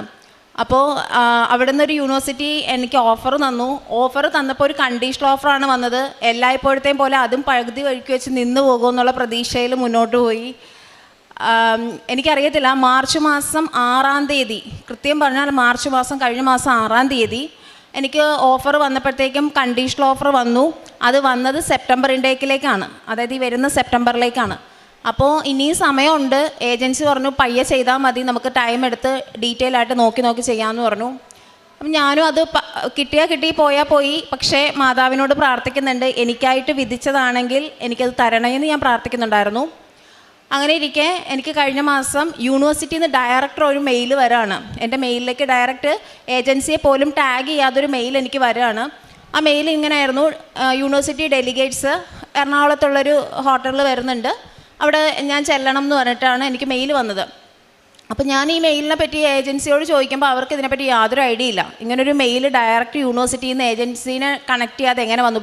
ഞാൻ എൻ്റെ എല്ലാ ആപ്ലിക്കേഷൻ പ്രോസസ്സും ഏജൻസി ത്രൂ ആയിരുന്നു. അപ്പോൾ അവർ പറഞ്ഞു എന്തായാലും ഒന്ന് പോയി നോക്കാൻ പറഞ്ഞു. മനസ്സോടെ വേണോ വേണ്ടയോ എന്നുള്ള തീരുമാനിച്ച് ഉച്ചയോട് കൂടിയിട്ട് ആ ഒരു വെബിനാർ കംപ്ലീറ്റ് ചെയ്യും അവിടെ മീറ്റിങ്ങിൽ. അപ്പം ഞാനിവിടെ നിന്നൊരു 12:30 ആയപ്പോൾ തന്നെ ഞാൻ വീട്ടിൽ നിന്ന് മനസ്സോടെ പോയി. അവിടെ ചെന്നപ്പോഴത്തേക്കും വേറെ കുറച്ച് സ്റ്റുഡൻസൊക്കെ ഉണ്ട്, ഞങ്ങളുടെ യൂണിവേഴ്സിറ്റി ഡെലിഗേറ്റ്സ് ഉണ്ട്, ബ്രിട്ടീഷുകാരാണ്. അപ്പോൾ ഞാൻ അവിടെ ചെന്ന് നിന്നപ്പോഴത്തേക്കും അവരെന്നോട് ചോദിച്ചു, ഞാനാണ് ഏറ്റവും ലാസ്റ്റ് വന്ന ആൾ, ഓഫർ ഹോൾഡർ ആണോയെന്ന് ചോദിച്ചു. അതേന്ന് പറഞ്ഞു. സെപ്റ്റംബർ ഇൻടേക്കിലേക്കാണെന്ന് ഞാൻ സംസാരിച്ചു. അപ്പോൾ അവരെന്നെ ഭയങ്കരമായിട്ട് എന്നെ വെൽക്കം ചെയ്തു. അവിടെ കൊണ്ട് ഷീസ് എ ഓഫർ ഹോൾഡർ എന്ന് പറഞ്ഞിട്ട് എന്നെ വെൽക്കം ചെയ്തു. അപ്പം ഞാൻ ചെല്ലുമ്പോഴത്തേക്ക് ഞാൻ മാത്രമേ ഉണ്ടായിരുന്നുള്ളൂ അവിടെ ഓഫർ ഹോൾഡറായിട്ട് ഉണ്ടായിരുന്നത്. ബാക്കിയുള്ളവരെല്ലാം തന്നെ അപ്ലൈ ചെയ്ത് വെയിറ്റിംഗ് പീരീഡ് നിൽക്കുന്ന പിള്ളേരായിരുന്നു. അപ്പോൾ അവിടെ ചെന്ന് കഴിഞ്ഞപ്പോഴത്തേക്ക് അവരെൻ്റെ ഓഫർ വാങ്ങി നോക്കിയിട്ട് എന്നോട് പറഞ്ഞു, ഇത് സെപ്റ്റംബർ ഇൻടേക്ക് ആണല്ലോ, നീ എന്തുകൊണ്ടാണ് മെയ് ഇൻടേക്കിലേക്ക് നീ നോക്കായിരുന്നതെന്ന് ചോദിച്ചു. ആക്ച്വലി എനിക്കോ എൻ്റെ ഏജൻസിക്കോ അറിയില്ല മെയ് ഇൻടേക്കിലേക്ക് ആ യൂണിവേഴ്സിറ്റി സ്റ്റുഡൻസിനെ എടുക്കുന്നുള്ള കാര്യം. അപ്പോൾ ഞാൻ അവരോട് ചോദിച്ചു, എനിക്കിത് എന്തുകൊണ്ട് മെയ് ഇൻടേക്കിലേക്ക് എനിക്ക് ചേഞ്ച് ചെയ്യാൻ പറ്റുമെന്ന് വെച്ചപ്പോൾ അവർ പറഞ്ഞു ഉറപ്പായിട്ടും ചേഞ്ച് ചെയ്യാൻ പറ്റും. അപ്പോൾ തന്നെ എൻ്റെ യൂണിവേഴ്സിറ്റി ഡെലിഗേറ്റ്സ് എൻ്റെ കയ്യിൽ നിന്ന് എൻ്റെ ഓഫർ ലെറ്റർ വാങ്ങി അവർ ത്രൂ യൂണിവേഴ്സിറ്റിക്ക് അയച്ചു. വിത്തിൻ 5 മിനിറ്റ്സ് പോലും എടുത്തില്ല. എന്നോട് ഡെലിഗേറ്റ്സ് പറഞ്ഞു നിൻ്റെ മെയിൽ ഒന്ന് ചെക്ക് ചെയ്യാൻ പറഞ്ഞു. ചെക്ക് ചെയ്തപ്പോഴത്തേക്കും എനിക്കത് സെപ്റ്റംബർ ഇൻടേക്കിൽ മാറ്റി മെയ് ഇൻടേക്കിലേക്ക്, അത് മെയ് 18 എൻ്റെ ക്ലാസ് തുടങ്ങും, മെയ് ഇൻടേക്കിലേക്ക് എനിക്കത് മാറ്റി തന്നേക്കാണ്. യാതൊരു അഡീഷണൽ റിക്വയർമെൻറ്റ്സും അവർ ചോദിച്ചിട്ടില്ല. IELTS ഇല്ല, OET ഇല്ല, ഒന്നുമില്ല. അവർ പറയുന്നത് എൻ്റെ ഫിനാൻഷ്യൽ സ്റ്റാറ്റസ് മാത്രമാണ് അവർ നോക്കണേ. അപ്പോഴും അവിടെ ഒരു കടമയുണ്ട്, നമ്മുടെ ബാലൻസ് ഫീസും ലിവിങ് കോസ്റ്റും ഒക്കെ കൂടി ചേർത്തിട്ടൊരു എമൗണ്ട് നമ്മളെ അക്കൗണ്ടിൽ 1 മന്ത് എങ്കിലും കാണിക്കണം, 28 ഡേയ്സ് എങ്കിലും കാണിക്കണം. പക്ഷേ എൻ്റെ ഡെഡ് ലൈൻ അതിനോട് അടുത്തിരിക്കുക ക്യാസിൻ്റെ. അപ്പോൾ എനിക്ക് അവിടെയും ടൈമില്ല. അപ്പോൾ ഞാൻ ഏജൻസിയോട് ചോദിച്ചു ഇങ്ങനെ ഒരു ഇത് വന്നിട്ടുണ്ട്. അപ്പോൾ അവർ പറഞ്ഞു വേഗം മെഡിക്കൽ എടുക്കാൻ പറഞ്ഞു. അപ്പോൾ ഞാൻ പറഞ്ഞു മെഡിക്കൽ എടുത്തിട്ട് കാര്യമില്ലല്ലോ, കാരണം എനിക്ക് ഇത്രയും ടൈം വളരെ കുറവാണ്, ഞാൻ എങ്ങനെ ഇത് മീറ്റ് ചെയ്യും, ഡെഡ് ലൈൻ അടുത്തു. അപ്പോൾ അവർ പറഞ്ഞു നമുക്ക് എടുത്ത് നോക്കാമെന്ന് പറഞ്ഞു. പിന്നെ നടന്നതൊന്നും എനിക്കറിയില്ല. നാഷണലൈസ്ഡ് ബാങ്കിൻ്റെ തന്നെ ഒരു അക്കൗണ്ട് വേണമെന്ന് പറയുന്നു. കാനറ ബാങ്ക് നമുക്ക് ഓപ്ഷനിൽ വരുന്നു. അവിടുത്തെ മാനേജർ ഞങ്ങളോട് സംസാരിക്കുന്നു. എടിപിടി എന്ന് പറഞ്ഞിട്ട് എനിക്ക് അറിഞ്ഞുകൂടാ. സമയച്ചുരുക്കം എന്ന് പറഞ്ഞു കഴിഞ്ഞാൽ എൻ്റെ ജീവിതത്തിലാണ് എനിക്ക് തോന്നുന്നത് ഏറ്റവും കൂടുതൽ അത് ഇംപ്ലിമെൻറ്റ് ചെയ്യപ്പെട്ടിട്ടുള്ളത്. അപ്പോൾ വളരെ എനിക്ക് തോന്നുന്നൊരു 2 ഡേയ്സ് കൊണ്ട് ഞാൻ അവിടെ പോകുന്നു, ആ ബാങ്കിൽ എൻ്റെ അക്കൗണ്ട് ഓപ്പൺ ചെയ്യുന്നു. എടിപിടി എന്ന് പറഞ്ഞിട്ട് എനിക്ക് എൻ്റെ ഒരു ലോൺ എനിക്ക് അവർ ഓക്കെ ആക്കി തരുന്നു. അതിൻ്റെ അണ്ടറിൽ വേറെ ഒരു വെയിറ്റിംഗ് പീരീഡും ഇല്ലാതെ എൻ്റെ ഗ്യാസിനുള്ള ക്യാഷ് ഷീൽഡ് പ്രോസസ്സിങ് സ്റ്റാർട്ട് ചെയ്തു. അത് കഴിഞ്ഞ് ഒരു 2 ദിവസം കഴിഞ്ഞപ്പോഴത്തേക്കും, അതായത് മാർച്ച് 6-ാം തീയതി 5-ാം തീയതി ആയപ്പോഴത്തേക്ക് എനിക്ക് ടെൻഷൻ തുടങ്ങി, ഇതെന്താവും അറിയില്ല. അപ്പം ഞാൻ പ്രാർത്ഥിക്കാൻ തുടങ്ങി. തലേ ദിവസം പ്രാർത്ഥിക്കുന്ന സമയത്തും പറഞ്ഞു, മാതാവേ അതെ ഒരുപാട് എന്നെ മോഹിപ്പിച്ച് അടുത്ത് വന്നിട്ട് എൻ്റെ കയ്യിൽ നിന്ന് വിട്ടു. എനിക്ക് ഒരുപാട് സങ്കടമായതാണ്, ഒരുപാട് സ്ട്രഗിൾ ചെയ്യുന്നൊരു സമയമാണ്. നേഴ്സിംഗ് ഫീൽഡിൽ ഗ്യാപ്പ് വന്നിട്ടുണ്ടെങ്കിൽ പിന്നെ നാട്ടിലും ജോലി കിട്ടാൻ പാടാം. അപ്പോൾ ഇനി ഞാൻ മുന്നോട്ട് പോയാൽ എന്ത് ചെയ്യും? ഇവിടെ വന്നിരുന്ന് മിക്കപ്പോഴും കരച്ചിലായി, ഈ ഫ്രണ്ടിൽ ഉണ്ടാവും ഞാൻ. അപ്പോൾ അങ്ങനെ ഇരുന്നപ്പോഴത്തേക്കും ഞാൻ പറഞ്ഞു എനിക്കൊരു അടയാളം, എനിക്ക് എല്ലാത്തിനും അടയാളം വേണം കേട്ടോ. എൻ്റെ ഫോണിലുണ്ട്, എല്ലാത്തിനും എനിക്ക് അടയാളം വേണം. ഞാൻ എന്ത് പറഞ്ഞാലും മാധവൻ എനിക്കൊരു അടയാളം. മിക്കപ്പോഴും ഹാർട്ടായിട്ടും അല്ലെങ്കിൽ ഫ്ലവറായിട്ടും അങ്ങനെ എന്തെങ്കിലും ആയിട്ടൊക്കെ എനിക്ക് മെഴുകുതിരിയിൽ കാണിച്ചു തരലുണ്ട്. ഞാൻ അതെല്ലാം വീഡിയോ എടുത്തിടലും ഉണ്ട്, സോഷ്യൽ മീഡിയയിൽ ഷെയർ ചെയ്യലും ഉണ്ട്. അപ്പോൾ അന്ന് രാത്രി ഞാൻ പറയണു എനിക്കൊരു അടയാളം തരണമെന്ന്. പിറ്റേ ദിവസം രാവിലെ ഞാൻ ഡെയിലി ബ്രെഡ് കൂടുന്ന സമയത്ത് ജോസഫ് അച്ഛൻ പറയുകയാണ്, ഒരു ഗോൾഡൻ കളറിലൊരു 7 ഇങ്ങനെ കാണിക്കുന്നുണ്ട്. വിസ തടസ്സം, പേപ്പർ വർക്ക്, ഇൻ്റർവ്യൂ, ഇതുമായി റിലേറ്റഡ് ആയിട്ടുള്ള ആൾക്കാരൊക്കെ മക്കളൊക്കെ പ്രാർത്ഥിക്കുമെന്ന് പറഞ്ഞിട്ട് ഞാനപ്പോൾ ഉറച്ച് വിശ്വസിച്ചു ആ അടയാളം എനിക്ക് വേണ്ടി തന്നെ ഉള്ളതാണെന്ന്. അപ്പം ഞാൻ മാതാവിനോട് പ്രാർത്ഥിക്കുകയാണ്, മാതാവേ അത് എനിക്ക് വേണ്ടിയുള്ളതാവണമേ, ഞാൻ വിശ്വസിക്കുന്നു, നീ 7 ദിവസം എന്നല്ല എനിക്ക് തന്നേക്കുന്ന. അന്നേക്ക് ആ ദിവസം തുടങ്ങി 3-ൻ്റെ അന്ന്, കൃത്യം പറഞ്ഞാൽ 3-ൻ്റെ അന്ന് എനിക്ക് ഗ്യാസ് ഇഷ്യൂ ചെയ്തു. ഒരു സ്റ്റുഡൻസിനും എൻ്റെ കൂടെ അപ്ലൈ ചെയ്ത ആർക്കും 15 ദിവസം, 20 ദിവസം, 22 ദിവസം ആ ഒരു ടൈം പീരീഡ് എടുത്തിട്ടാണ് ഗ്യാസ് ലെറ്റർ ഇഷ്യൂ ചെയ്യുക. അത് ഉണ്ടെങ്കിലാണ് നമുക്ക് വിസയ്ക്ക് വെക്കാൻ പറ്റുള്ളൂ. എനിക്ക് എൻ്റെ ഏജൻസിക്കും അത് പറഞ്ഞിട്ട് മനസ്സിലാവില്ല, എനിക്കും ഒന്നും മനസ്സിലാവില്ല. അപ്പോൾ എനിക്ക് മനസ്സിലായത് ഒരു കാര്യം, മാതാവ് ഇടപെട്ട് തുടങ്ങി എന്നെ കുറച്ചധികം സ്ട്രഗിൾ ചെയ്യിച്ചത് എന്നെ വലിയൊരു പ്രത്യക്ഷീകരണ സാക്ഷിയാക്കി വീണ്ടും മറ്റുള്ളവരുടെ മുമ്പിൽ ഉയർത്തിക്കാട്ടാനാണെന്ന് എനിക്ക് മനസ്സിലായി. അപ്പോൾ എൻ്റെ വീട്ടിൽ പലരും ഇങ്ങനെ ഇടയ്ക്ക് പറയും നടക്കോ, അല്ലെങ്കിൽ അത് ഞാൻ അപ്പോഴും പറയും, ഞാൻ ഏൽപ്പിച്ചിരിക്കുന്ന ആൾ ശക്തിയാണ്. എനിക്ക് ചുറ്റും എന്ത് പ്രശ്നം വന്നാലും അതൊന്നും എന്നെ തൊടാതെ എൻ്റെ കാര്യങ്ങൾ സ്മൂത്താക്കി കൊണ്ടു കൊടുക്കാൻ പോയിടത്താണ് ഞാൻ എൻ്റെ ആപ്ലിക്കേഷൻ കൊടുത്തേക്കണം. എനിക്കൊരു പേടിയില്ല, നിങ്ങളൊക്കെ വിശ്വസിക്കുന്നത് അങ്ങോട്ട് പറയുമായിരുന്നു. ആ ഗ്യാസ് ലെറ്റർ വന്നു പിറ്റേ ദിവസം, അതായത് 6-ാം തീയതിയാണ് ഗ്യാസ് ലെറ്റർ വന്നത്. 7ഉം 8ഉം ഹോളിഡേയ്സ് ആയിപ്പോയി. 9-ാം തീയതി കഴിഞ്ഞ് 10-ാം തീയതി എനിക്ക് ഏജൻസി വിസയ്ക്ക് വെക്കുന്നു. 11-ാം തീയതി എനിക്ക് VFSൽ അപ്പോയിൻമെൻറ്റ് കിട്ടി കൊച്ചിയിൽ. അങ്ങനെ 11-ാം തീയതി VFSൽ പോയി. രാവിലെ തന്നെ ഒരു 30 മിനിറ്റ്സിന് താഴെ എൻ്റെ പ്രോസസ്സൊക്കെ ഫാസ്റ്റായിട്ട് കഴിഞ്ഞു. 12-ാം തീയതി രാത്രിയിൽ 10:48 ആയപ്പോഴത്തേക്കും എൻ്റെ ഫോണിലേക്കൊരു മെയിൽ വരാം. അപ്പം എന്ത് മെയിൽ വന്നാലും ഞാൻ വിശ്വാസ പ്രമാണം ചൊല്ലിയിട്ടേ മെയിൽ ഓപ്പൺ ചെയ്യത്തുള്ളൂ. അപ്പോഴത്തേക്ക് ഒന്ന് കുരിശം വരച്ചേക്കും ഫോണിൻ്റെ ഡിസ്പ്ലേയിൽ. അപ്പോൾ ഈ മെയിൽ വന്നപ്പോൾ ഡിസ്പ്ലേയിൽ വന്ന് കിടക്കുന്നുണ്ട്. എനിക്ക് അറിയാമായിരുന്നു മേ ബി ഇത് യൂണിവേഴ്സിറ്റിയിൽ നിന്നായിരിക്കും എന്നാണ് ഞാൻ എക്സ്പെക്റ്റ് ചെയ്യുന്നത്. ഞാൻ വീട്ടിൽ ഇരുന്ന് മെയിൽ ഇങ്ങനെ ഓപ്പൺ ചെയ്യുമ്പോഴത്തേക്കും ഞാൻ കിടക്കുക. കുറച്ച് നേരം ആ ഫോണും വെച്ച് അങ്ങനെ കിടന്നിട്ട് ഉറങ്ങിപ്പോയി. ഉറക്കത്തു നിന്നാണ് ഞാനൊന്ന് എഴുന്നേറ്റിട്ട് ഈ ഫോൺ നോക്കുന്നത്. അപ്പോൾ ഉറക്കത്തിൽ നിന്ന് എണീറ്റ് നോക്കുമ്പോഴത്തേക്കും മെയിൽ വന്ന് കിടക്കേണ്ട. മെയിൽ ഓപ്പൺ ചെയ്യുമ്പോഴത്തേക്കും അത് വിസ, അതായത് UK ഹോം ഓഫീസ് എന്നുള്ള മെയിലാണ് എനിക്ക്. എൻ്റെ വിസ ഗ്രാൻഡ് ചെയ്തേക്കാണ്. അപ്പോൾ എനിക്കത് കണ്ടിട്ട് ആദ്യം എനിക്ക് മനസ്സിലാവുന്നില്ല വിസ തന്നെയാണോ. അപ്പം ഞാൻ വീട്ടിൽ ഇപ്പോൾ എല്ലാവരോടും പറഞ്ഞു എനിക്ക് വിസ വന്നിട്ട് ആരും വിശ്വസിക്കുന്നില്ല. ഇത് വിസയൊന്നും അല്ല, ഇത് വെറുതെയാണ്. ഞാൻ പറഞ്ഞു ഇല്ല ഇത് വിസയാണ്. അപ്പം തന്നെ UK എൻ്റെ കൂടെ പഠിച്ച സ്റ്റുഡൻസ് അവിടെ കുറച്ച് പേര് വർക്ക് ചെയ്യുന്നുണ്ട് സെയിം ക്യാമ്പസിൽ തന്നെ. ഞാൻ അവരെ വീഡിയോ കോൾ ചെയ്തു ഇത് കാണിച്ചു. അപ്പോൾ അവർ പറഞ്ഞത് വിസയാണ് വന്നേക്കുന്നതെന്ന് പറഞ്ഞു. ഞാൻ പ്രയോറിറ്റി വിസ ഒന്നും വെച്ചിട്ടില്ല, സ്റ്റാൻഡേർഡ് വിസയാണ് കൊടുത്തത്. നോർമലി ഒരു 10 മുതൽ 15 ദിവസം വരെ അതിനും ടൈം പീരീഡ് എടുക്കുന്നതാണ്. പക്ഷേ അവിടെയും പരിശുദ്ധ അമ്മ സമയ ചുരുക്കത്തിൻ്റെ അടിസ്ഥാനത്തിൽ എനിക്ക് 48 മണിക്കൂർ പോലും എടുക്കും മുന്നേ എൻ്റെ വിസ ഗ്രാൻഡ് ചെയ്തു തന്നു. അത് കഴിഞ്ഞിട്ട് ഞാൻ മാതാവിനോട് പറയുന്നുണ്ട് മാർച്ച് 31 എൻ്റെ ബർത്ത്ഡേ ആണ്. അപ്പം എനിക്കൊരു ടെൻഷനില്ലാതെ ഒരു സമ്മർദ്ദത്തിലും ഇല്ലാതെ കുറച്ച് ദിവസം എൻ്റെ ഫാമിലിയായിട്ട് എനിക്ക് നിന്നിട്ട് എനിക്ക് തിരിച്ചു പോകണം.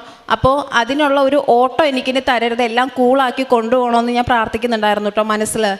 ഇത് കഴിഞ്ഞ് ഇത്രയും ദിവസമായി ഞാൻ ഈ വാറൻറ്റി ഇഷ്യൂ ഒക്കെ നടക്കുന്നത് കൊണ്ടും ഞാൻ ടിക്കറ്റ് റേറ്റ് ഒക്കെ നോക്കി. എനിക്ക് ഒരുപാട് ടിക്കറ്റ് റേറ്റ് ഒന്നും അഫോർഡ് ചെയ്യാനും പറ്റില്ല. ചെറിയ ലെവലിൽ എനിക്കൊരു ടിക്കറ്റ് എനിക്ക് അറേഞ്ച് ചെയ്ത് തരണമെന്ന് പറഞ്ഞു. അങ്ങനെ നോക്കി ഈ 26-ാം തീയതി ഏപ്രിൽ 26 മറ്റന്നാളത്തേക്ക് എനിക്ക് ടിക്കറ്റും കിട്ടി. 37,500 വളരെ ചെറിയൊരു എമൗണ്ടിന് എനിക്ക് UK വരെയുള്ള ടിക്കറ്റും എനിക്ക് കിട്ടി. അപ്പോൾ എന്താ പറയുക, തിരിഞ്ഞു നോക്കുമ്പോൾ ഞാൻ മാതാവിനെ ചില സമയങ്ങളിൽ കുറ്റപ്പെടുത്തിയിട്ടുണ്ട്. ഞാൻ ഇത്രയും പ്രാർത്ഥിക്കുന്നുണ്ട്, ഇത്രയും ഞാൻ വന്നിരുന്നത് കണ്ണുനീരൊഴുക്കുന്നുണ്ട്. ഇതിനിടയിൽ ഞാൻ എൻ്റെ പ്രേക്ഷിത പ്രവർത്തനങ്ങൾ വിട്ടുകളയുന്നില്ല. ഞാൻ പത്രം കൊടുക്കുന്നുണ്ട്, ഭക്ഷണം ഉണ്ടാക്കി അങ്കമാലി KSRTC സ്റ്റാൻഡിൽ കൊണ്ടുവന്ന് മിക്കപ്പോഴും ഉച്ചയ്ക്ക് നട്ടുച്ച നേരത്ത് ബസ്സിന് കൊണ്ടുപോയി കൊടുക്കുന്നുണ്ട്. ഇതെല്ലാം ഞാൻ ചെയ്യുന്നുണ്ട്. എന്താണ് എൻ്റെ പോരായ്മ, എവിടെയാണ് ഞാൻ വീണ് പോകാനുള്ള റീസൺ എന്ന് ഞാൻ മാധവനിടയ്ക്ക് ചോദിക്കാറുണ്ട്. പക്ഷേ ഒരു രാത്രിക്കപ്പുറം ആ പിണക്കം പോകാറില്ല, അല്ലെങ്കിൽ 2 ദിവസം മാക്സിമം. അതിനപ്പുറം പിന്നെ ഞാൻ മനസ്സ് ഇങ്ങനെ എനിക്കുള്ളത്, എനിക്ക് വിധിച്ചത് എവിടെയെങ്കിലും മാറ്റി വെച്ചിട്ടുണ്ടാവും എന്നുള്ള രീതിയിൽ ആ മാറ്റി വെച്ച വിഹിതം ഇന്ന് മാതാവ് എനിക്ക് തന്നു. ഞാൻ ഒരുപാട് ഗ്രേറ്റ്ഫുള്ളാണ് അമ്മയോടും ഈശോയോടും.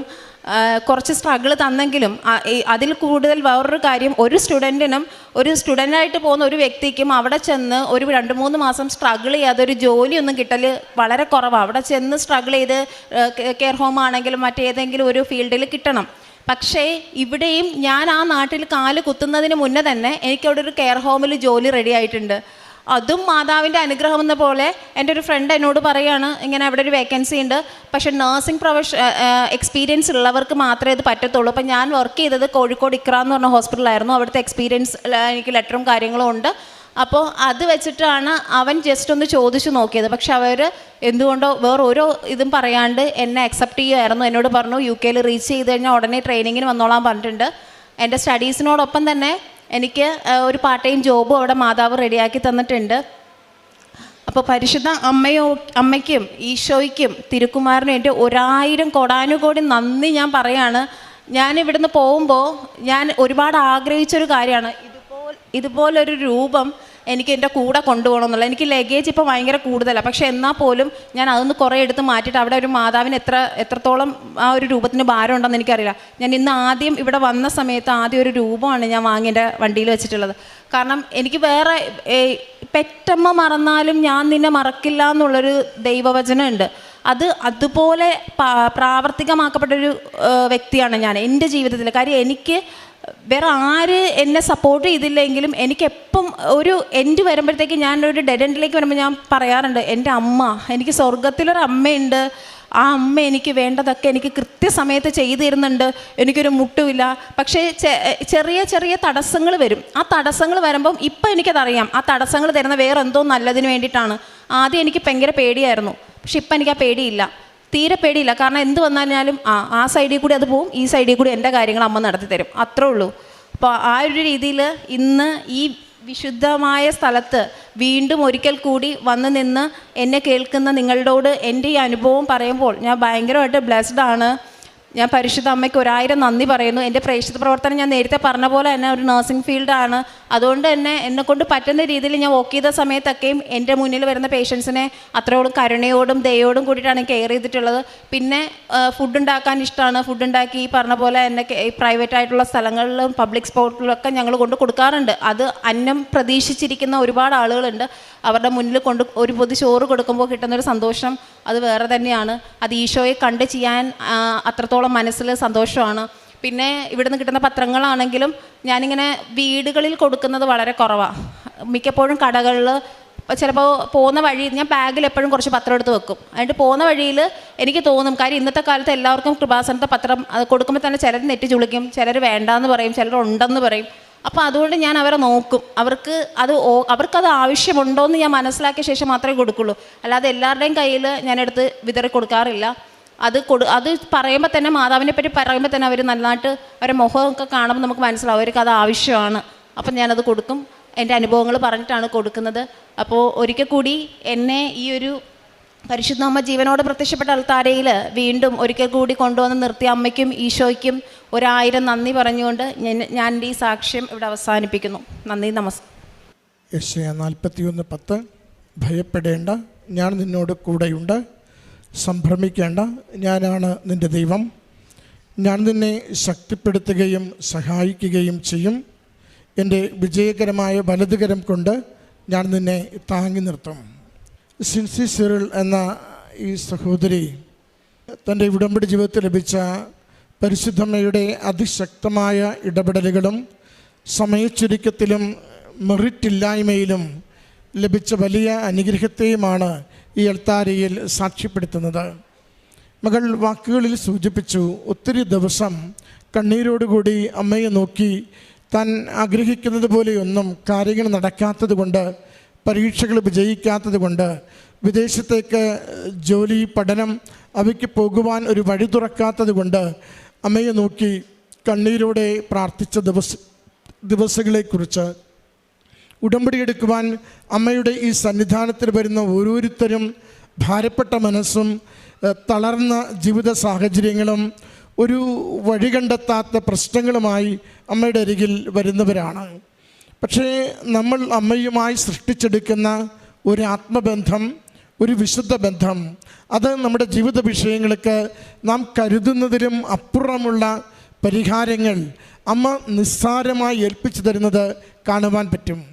ഈ മകള് ഈ സാക്ഷ്യം പറയുവാൻ ഇന്ന് ഈ അൾത്താരയിൽ നിൽക്കുമ്പോൾ ഇവൾ സ്വപ്നത്തിൽ വിചാരിച്ചതല്ല ഈ നാളുകളിൽ ഈ മാസങ്ങളിൽ വിദേശത്ത് പോകുമെന്ന്. അവൾ അടുത്തൊരു സെപ്റ്റംബർ ഒക്ടോബർ കരുതി ഓരോ കാര്യവും നീക്കിക്കൊണ്ടിരിക്കുമ്പോഴാണ് ആ യൂണിവേഴ്സിറ്റി തന്നെ ഒക്ടോബറിലുള്ള ഇൻടേക്ക് അത് നീ ഓപ്ഷൻ മെയ്യിലേക്ക് മാറ്റുന്ന പറഞ്ഞു കൊടുത്തുകൊണ്ട് ക്രമീകരിക്കുന്നത്. സമയച്ചുരുക്കം കൃപാസന മാതാവിൻ്റെ സവിശേഷതയാണ്.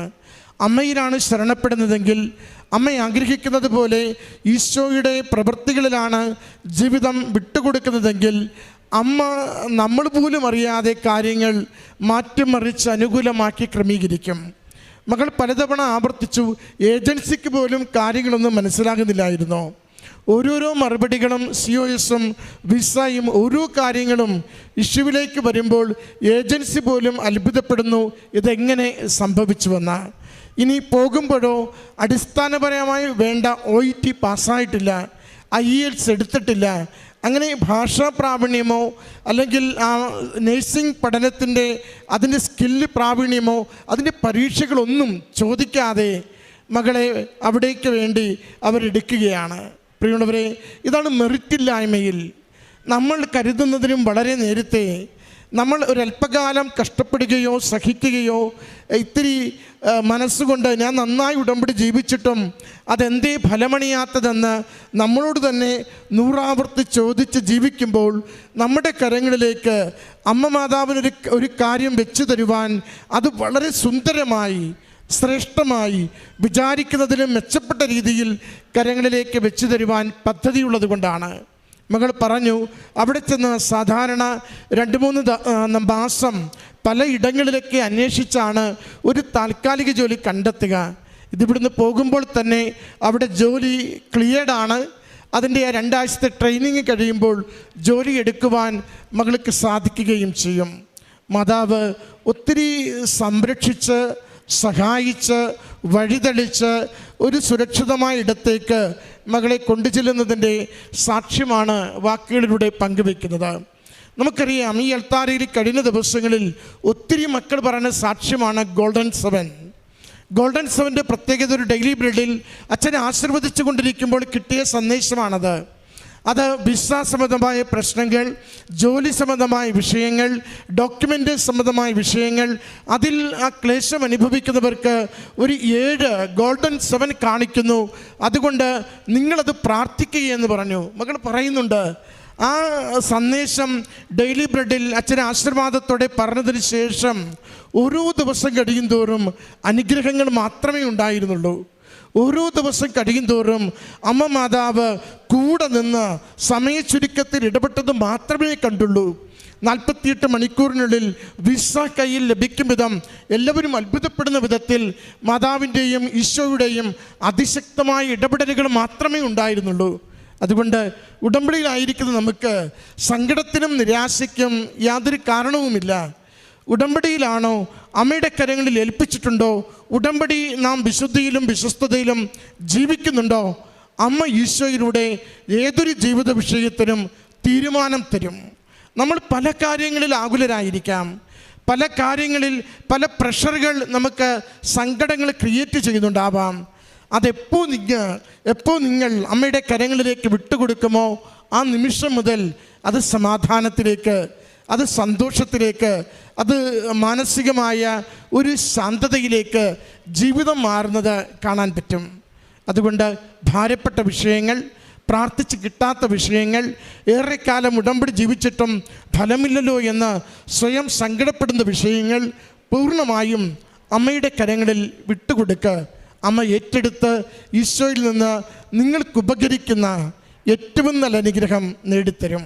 മകൾക്ക് ലഭിച്ച എല്ലാ സംരക്ഷണത്തിനും അനുഗ്രഹത്തിനും ഉടമ്പടി വിശ്വസ്തതയിൽ ജീവിക്കാൻ ലഭിച്ച എല്ലാ നന്മകൾക്കും അമ്മ മാതാവിനും ഈശോയ്ക്ക് നന്ദി പറഞ്ഞുകൊണ്ട് കരങ്ങളടിച്ച് ഈ സാക്ഷ്യം സമർപ്പിക്കാം.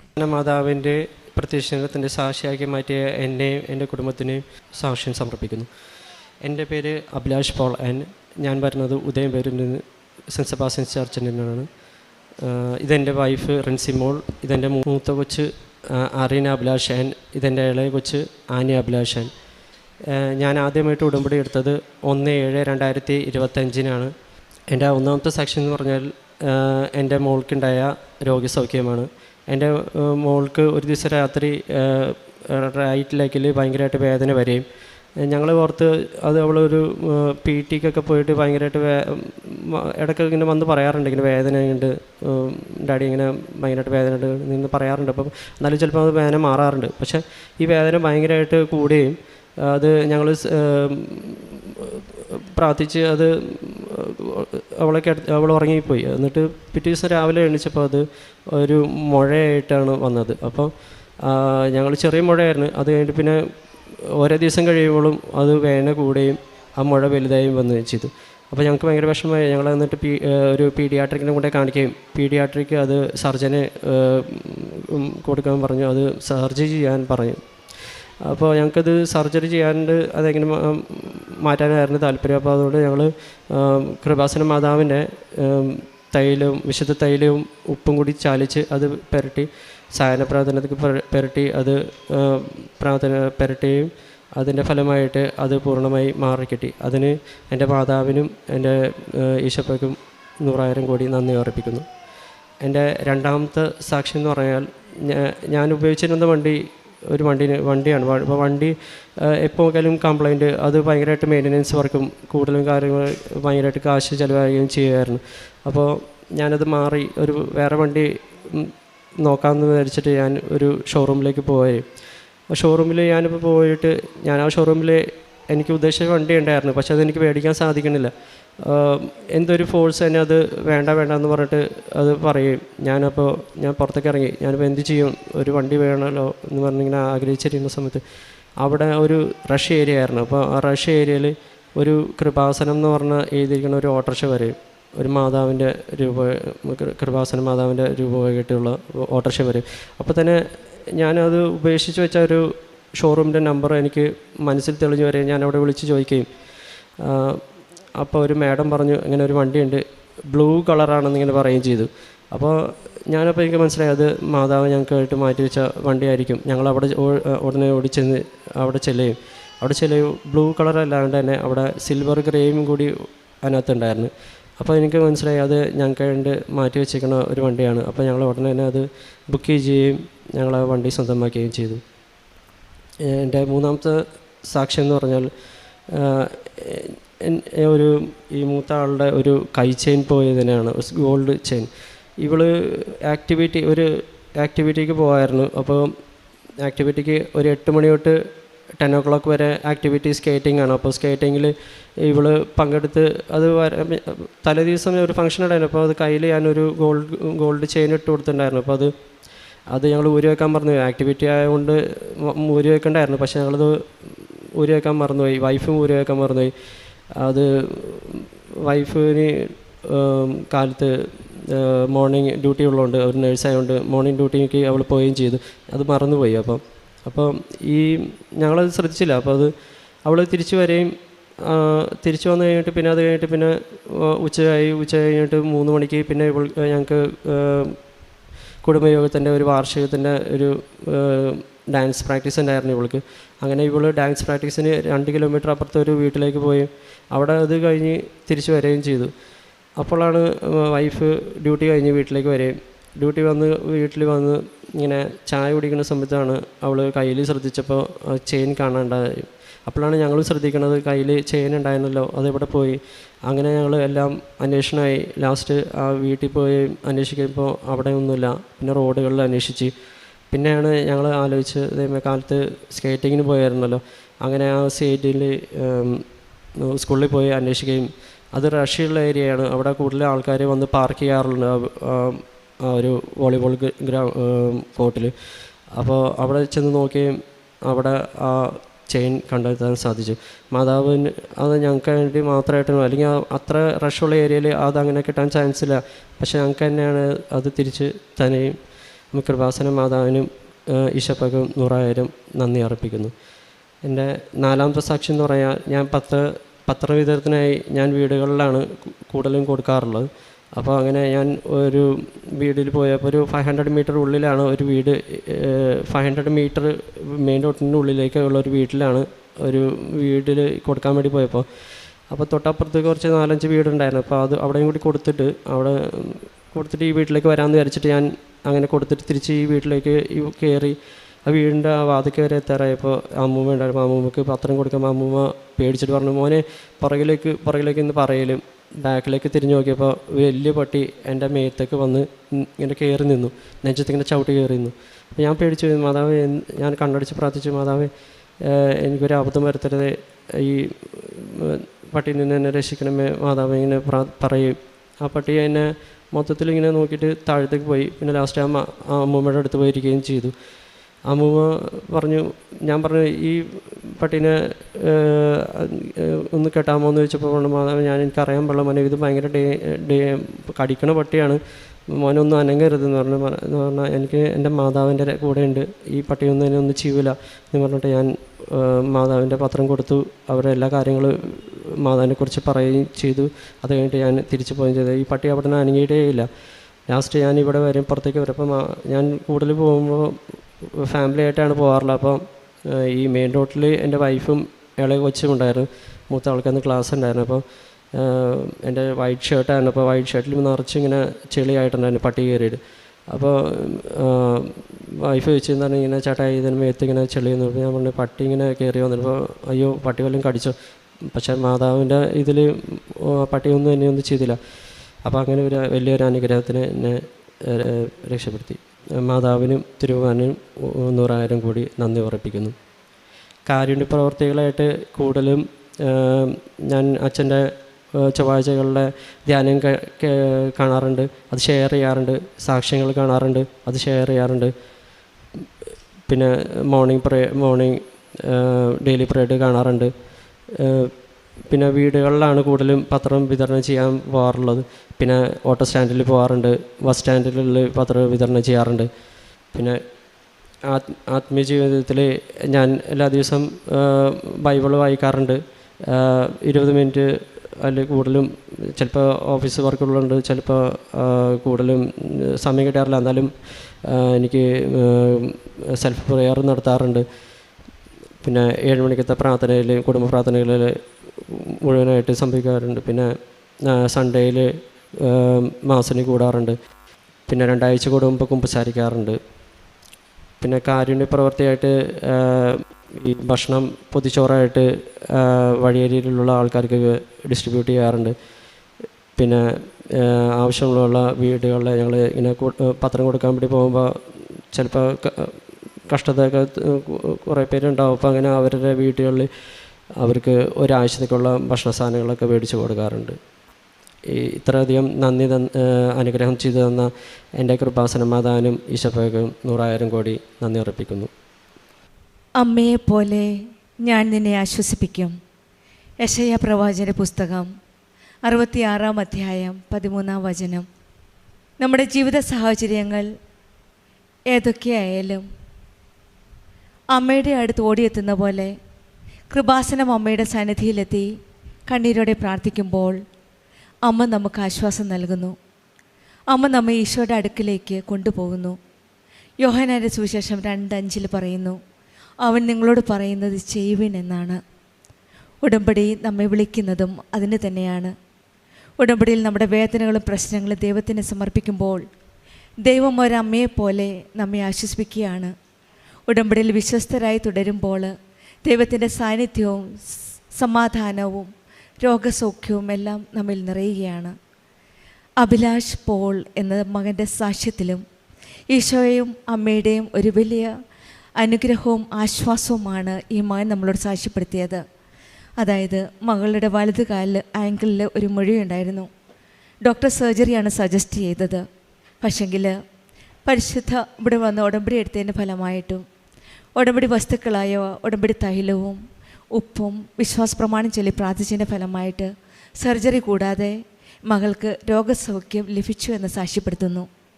പിന്നീടുണ്ടായിരുന്നത് സ്വർണം നഷ്ടപ്പെടുകയും അതും രാവിലെ സ്കേറ്റിങ്ങിന് പോയപ്പോഴത്തേന് പിന്നീട് വൈകുന്നേരമാണ് നോക്കുന്നത്. ഏത് രീതിയിലും ഏതവസ്ഥയിലും അത് നഷ്ടപ്പെടാനുള്ള എല്ലാ സാഹചര്യങ്ങളും ഉണ്ടായിരുന്നു. എങ്കിലും വിശ്വാസത്തോടെ പ്രാർത്ഥിച്ചതിൻ്റെ ഫലമായിട്ട് വൈകുന്നേരമായപ്പോൾ അവർക്കത് തിരിച്ചു കിട്ടുകയും ചെയ്തു. വാഹനം മേടിക്കാനൊരു ആഗ്രഹമുണ്ടായിരുന്നു. അതും പരിശുദ്ധ അമ്മയുടെ ഇടപെടലിലൂടെ അമ്മയ്ക്കിഷ്ടപ്പെട്ട ആ നിറത്തിൽ തന്നെയുള്ള ഒരു വാഹനം നൽകി ഇവരെ അനുഗ്രഹിക്കുകയും അക്രമികാരിയായ ഒരു നായിൽ നിന്ന് ഇവരെ സംരക്ഷിക്കുകയുമാണ് ചെയ്തത്. കർത്താവാണ് നിൻ്റെ കാവൽക്കാരൻ, നിനക്ക് തണലാകാൻ അവിടുന്ന് നിൻ്റെ വലതുവശത്തുണ്ടാകുമെന്ന് സങ്കീർത്തനം 121:5 പറയുന്നത് പോലെ ഉടമ്പടി മക്കളുടെ ജീവിതത്തിൽ കർത്താവായ കാവൽക്കാരൻ നമ്മുടെ ഒപ്പമുണ്ട്. ഏതവസ്ഥയിലും രോഗാവസ്ഥയായാലും അക്രമകാരികളായ നായയായാലും ഏത് ഇഴജന്തുക്കളായാലും നമ്മെ സംരക്ഷിക്കുന്ന ഒരു ദൈവത്തിൻ്റെ കരുതലാണ് ഉടമ്പടി മക്കളുടെ സാക്ഷ്യത്തിൽ നമുക്ക് കാണുവാൻ സാധിക്കുന്നത്. ഉടമ്പടി ജീവിതം നയിക്കുന്ന മക്കളുടെ ജീവിതത്തിൽ എപ്പോഴും ഈശോയുടെ അമ്മയുടെ സാന്നിധ്യമാണുള്ളത്. ആ പ്രസൻസാണ് അവരെ ഓരോ പ്രാവശ്യവും എല്ലായിടത്തും സംരക്ഷിക്കുകയും അവരെ മുന്നോട്ട് കരകയറ്റി ഏതവസ്ഥയിലായിരുന്നാലും അവരിൽ നിന്ന് കരകയറി മുന്നോട്ട് പോകാൻ അവരെ സഹായിക്കുന്നതും അവരുടെ ഉടമ്പടി ജീവിതമാണ്. ഉടമ്പടിയിൽ ഏതൊക്കെ കഷ്ടതയിലെ നടുവിലും ദൈവം എന്നെ കൈവിടില്ല എന്ന ഒരു ഉറച്ച വിശ്വാസമാണ് ഉടമ്പടി മക്കളുടെ ജീവിതത്തിലുള്ളത്. ജീവിതത്തിലെ സ്നേഹവും കരുണയും അനുഭവിക്കാൻ ഒരു നല്ല ഒരു മാർഗമാണ് ഉടമ്പടി ജീവിതം. നമ്മുടെ ജീവിതത്തിലും അമ്മയെപ്പോലെ ഞാൻ നിന്നെ ആശ്വസിപ്പിക്കാമെന്ന കർത്താവിലേക്ക് നമുക്ക് തിരിയാം. ഉടമ്പടി ഒരു പുതിയ ജീവിതമാണ്, ഒരു പുതിയ ആത്മീയ ജീവിതത്തിലേക്കുള്ള ഒരു പുതിയ വഴിയാണ്, പുത്തൻ വഴിയാണ്, ഒരു റിന്യൂവലാണ്. ആ ജീവിതത്തിലേക്ക് ആത്മീയതയിലേക്ക് അമ്മയെപ്പോലെ സ്നേഹിക്കുന്ന ആ ദൈവത്തിലേക്ക് നമുക്ക് തിരികെ മടങ്ങാം. ഉടമ്പടി ജീവിതം കൂടുതൽ വിശ്വസ്തയോടെയും കൂടുതൽ വിശ്വാസത്തോടെയും ആത്മാർത്ഥതയോടെയും നയിക്കുവാൻ ഈശോയും അമ്മയും നമ്മെ അനുഗ്രഹിക്കട്ടെ എന്ന് പ്രാർത്ഥിക്കാം. അഭിലാഷ് പോളിനും കുടുംബത്തിനും ലഭിച്ച ഈ വലിയ അനുഗ്രഹങ്ങൾക്ക് നമ്മൾക്ക് കരങ്ങളടിച്ച് ദൈവത്തെ മഹത്വപ്പെടുത്താം. യേശുവേ നന്ദി, യേശുവേ സ്തുതി. ആദ്യമേ തന്നെ എന്നെ ഈ പ്രത്യക്ഷീകരണത്തിന് സാക്ഷിയാക്കിയ പരിശുദ്ധ അമ്മയ്ക്കും തിരുക്കുമാരനും 1000 നന്ദി. എൻ്റെ പേര് സൗമ്യ. എൻ്റെ വീട് കണ്ണൂർ ജില്ലയിൽ മണിക്കടവ് എന്ന സ്ഥലത്താണ്. ഞാനൊരു നേഴ്സാണ്, രജിസ്റ്റേർഡ് നേഴ്സാണ്. എല്ലാവരെയും പോലെ തന്നെ എനിക്കും വലിയ സ്വപ്നമായിരുന്നു, ആഗ്രഹമായിരുന്നു ഒരു യൂറോപ്യൻ കൺട്രിയിൽ ഒരു രജിസ്റ്റേർഡ് നേഴ്സ് ആവണമെന്നുള്ളത്. അങ്ങനെ ഞാൻ ആദ്യം വർക്ക് ചെയ്തത് സൗദിയിലാണ്. അവിടുന്ന് റിസൈൻ ചെയ്ത് ഫാമിലിയോടൊപ്പം നിൽക്കണമെന്നുള്ള ആഗ്രഹത്തോടെ നാട്ടിൽ വന്നു. അങ്ങനെ OET എക്സാം എഴുതാമെന്ന് തീരുമാനിച്ചു. എനിക്ക് പരിശുദ്ധ മാതാവിൽ ഭയങ്കര വിശ്വാസമാണ്, പ്രാർത്ഥിക്കുകയൊക്കെ ചെയ്യും. മാതാവിനെക്കുറിച്ച്, കൃപാസനത്തിനെക്കുറിച്ച് ഞാൻ നേരത്തെ കേട്ടിട്ടുണ്ട്. എന്നാലും ഞാൻ ഉടമ്പടി ഒന്നും എടുത്തില്ല. 1-2 പ്രാവശ്യം എക്സാം എഴുതുമ്പം ജയിക്കുമായിരിക്കും എന്ന് വിചാരിച്ച് ഞാൻ OET എക്സാം എഴുതി. ഒരു 4 വട്ടം എഴുതി, എനിക്ക് കിട്ടിയില്ല. ഒരു മോഡ്യൂളിന് എപ്പോഴും പോവുകയാണ്, റീഡിങ് കിട്ടുന്നതേ ഇല്ല. അപ്പം ഞാൻ വിചാരിച്ചു എന്നാൽ ഓൺലൈൻ ഉടമ്പടി എടുക്കാമെന്ന് വിചാരിച്ച് ഓൺലൈൻ ഉടമ്പടിയൊക്കെ എടുത്ത് വീണ്ടും ഒന്നും കൂടെ എക്സാം എഴുതി. എനിക്ക് അയർലൻഡ് സ്കോർ കിട്ടി. അങ്ങനെ അയർലൻഡ് സ്കോർ കിട്ടിയപ്പോൾ എൻ്റെ സിസ്റ്റർ ആണെങ്കിൽ ന്യൂസിലൻഡിലാണുള്ളത്. അപ്പോൾ അവൾ എൻ്റെ അടുത്ത് പറഞ്ഞു, എന്നാൽ നീ ഒന്നും കൂടെ എഴുത്, റീഡിങ് പോയ മോഡ്യൂൾ എഴുത്, ന്യൂസിലാൻഡിൽ കിട്ടുവാണെങ്കിൽ നമുക്ക് ഒരുമിച്ച് നിൽക്കാമല്ലോ എന്നൊക്കെ പറഞ്ഞ് ഞാൻ ഒരു ഡേറ്റും കൂടെ എടുത്തു. റീഡിങ്ങിന് മാത്രം ഡേറ്റ് എടുത്തു. പരിശുദ്ധ മാതാവിനോട് പ്രാർത്ഥിച്ച് നേർച്ച വസ്തുക്കളൊക്കെ ഉപയോഗിച്ച് ഞാൻ ഒന്നും കൂടെ പോയി എക്സാം എഴുതി. നേർച്ച വസ്തുക്കളായ ഉപ്പും തൈലമൊക്കെ നെറ്റിയിൽ പുരട്ടി ഞാൻ എക്സാം എഴുതി. എനിക്ക് ആദ്യം ഒന്നും എഴുതിയ റീഡിങ്ങിന് എനിക്ക് ഒരിക്കലും 320, 330 കൂടുതൽ എനിക്കൊരു 350 എത്താൻ പറ്റുന്നുണ്ടായിരുന്നില്ല. ആ പ്രാവശ്യം എനിക്ക് 350 സ്കോർ കിട്ടി.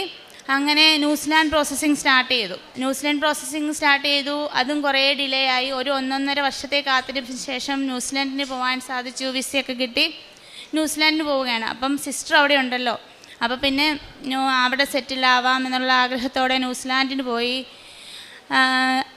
പക്ഷേ ഞാൻ ഒരിക്കലും പ്രതീക്ഷിച്ചില്ല അവിടെ ഒരു ജോലി കിട്ടാതിരിക്കുമെന്നൊന്നും.